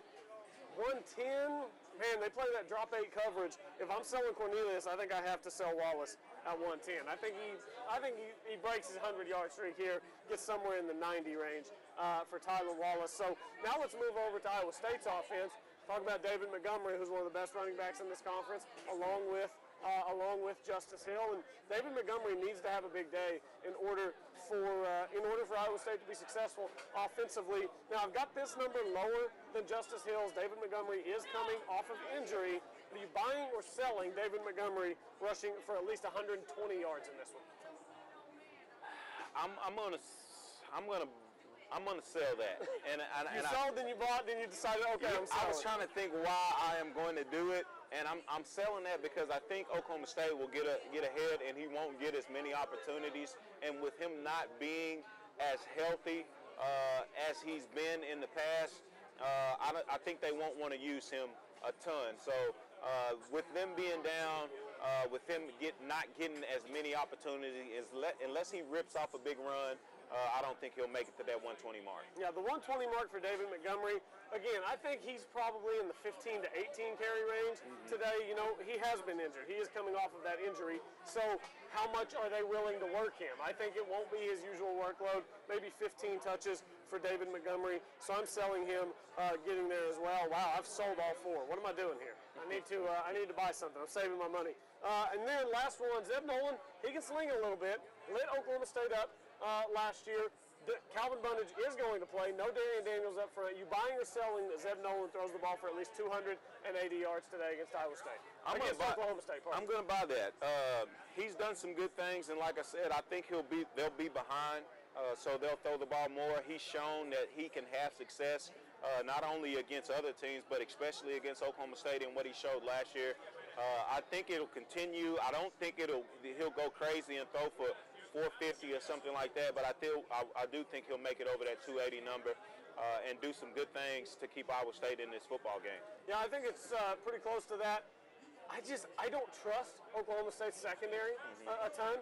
I really don't. I think that Zeb Nolan, he's going to be able to sling it around a little bit. A.J. Green and Rodarius Williams, they've struggled to lock down their guys on either side of the field. And then the safeties, Malcolm Rodriguez, is he hurt? Is he not? Jarek Bernard gave up a touchdown last week. So I think I'm buying Zeb Nolan, getting to 280 as well. Just a couple minutes left here, Donovan. Haven't talked a ton about the receivers. Can't get any news on, I can't load anything on Dylan Stoner, so no news yet on whether Dylan Stoner is going to play in this one today. But Landon Wolf was great a week ago. Oklahoma just tied the game against Texas. They were down 45-24 with 10 minutes left, and now with 3 minutes left, it's tied at 45. That offense incredibly explosive. But Landon Wolf great a week ago with the loss of Jalen McCleskey and Dylan Stoner being hurt. So I expect Landon Wolf to have another good game. But Tyler Wallace still leads the way for this receiving corps. Yeah, absolutely. He's the number one guy, and like I said, that's one of the reasons I picked the buy over 120 yards for Mr. Wallace. He's going to get the targets. He'll get the opportunities with us on the football down the field. So expect Oklahoma State to go out here and take care of business today. All right. It is time for score predictions. Oklahoma State is a 9.5-point favorite. That's what it has moved to. It was at 11. It was 10. Now it's at 9.5 in favor of the Oklahoma State Cowboys. Donovan, how does this one break down today in Boone Pickens Stadium?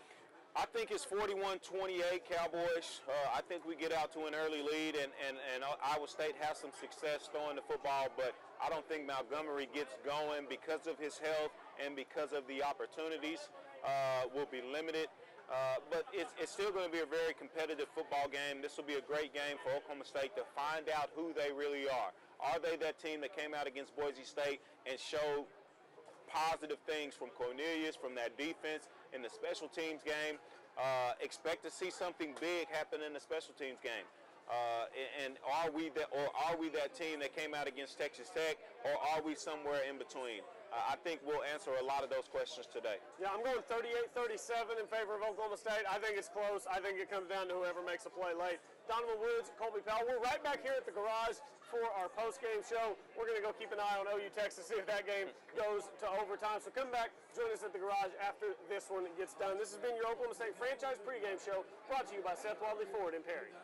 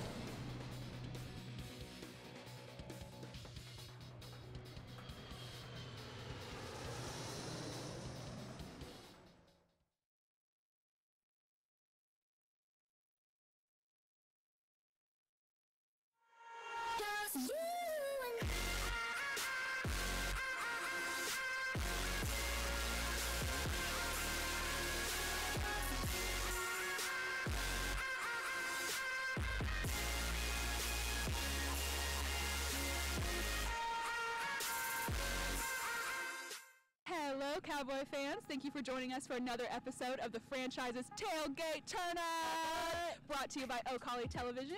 We are your hosts. I'm Angel Schwartz. And I'm Carney Porter. And the big story here is the Oklahoma beer drought is over. Yes. That means you can buy 6-point beer in Walmart, which makes me think we're going to have a very exciting show today. Yes, and to celebrate this, we're going to take it to the tents to play a classic game with a bit of an interesting twist. Ooh, I like things with a twist.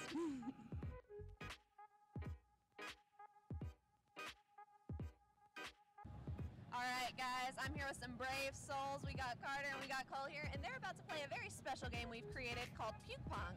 All right, guys, so here are the rules to the game.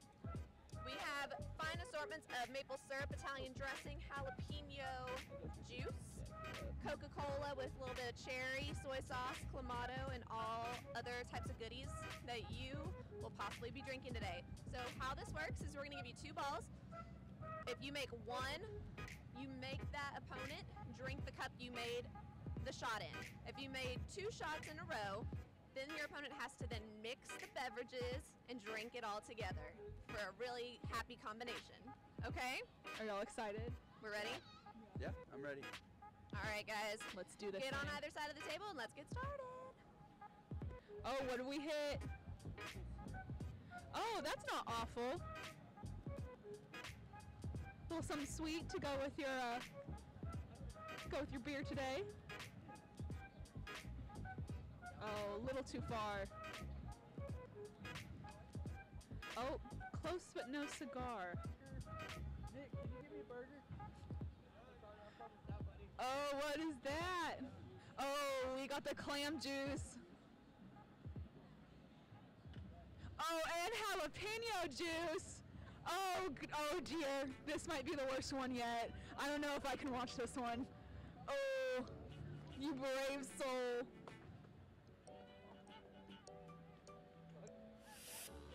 Send that down. Remember, you don't have to drink the whole thing. Oh.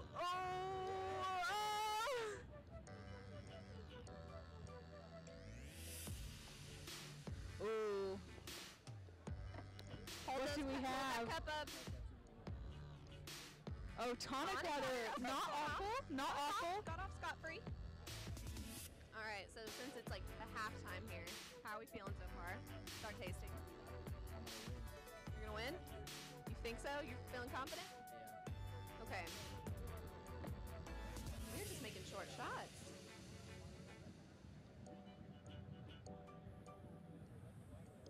Oh, a little too far.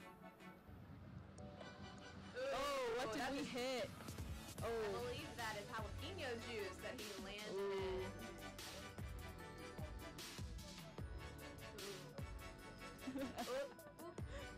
Oh, and he got it. He finished it. How spicy was it on a scale of 1 to 10? It wasn't that bad. I was like a 4. No, Feeling it now. It's like a delayed reaction. Rising on the scale. It's rising up to like a 7 now. Oh, I don't know if I can watch this one either. You were just getting the worst combinations known to man. Here he goes. Oh dear. Oh dear. Oh no. Oh! That's gotta hurt.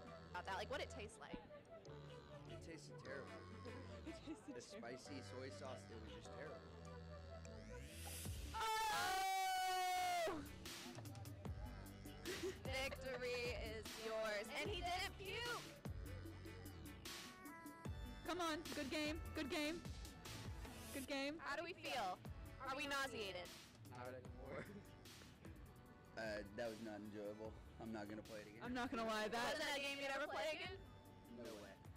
Is the jalapeno juice and the clam juice going to haunt you for the rest of your life? Yes, most definitely. Definitely.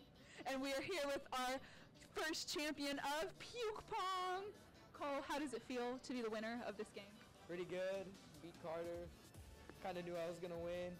Oh, we like a cocky attitude. We stand for confidence here. All right, is there anything you want to say to your opponent? Oh, what? Look at that. Sportsmanship.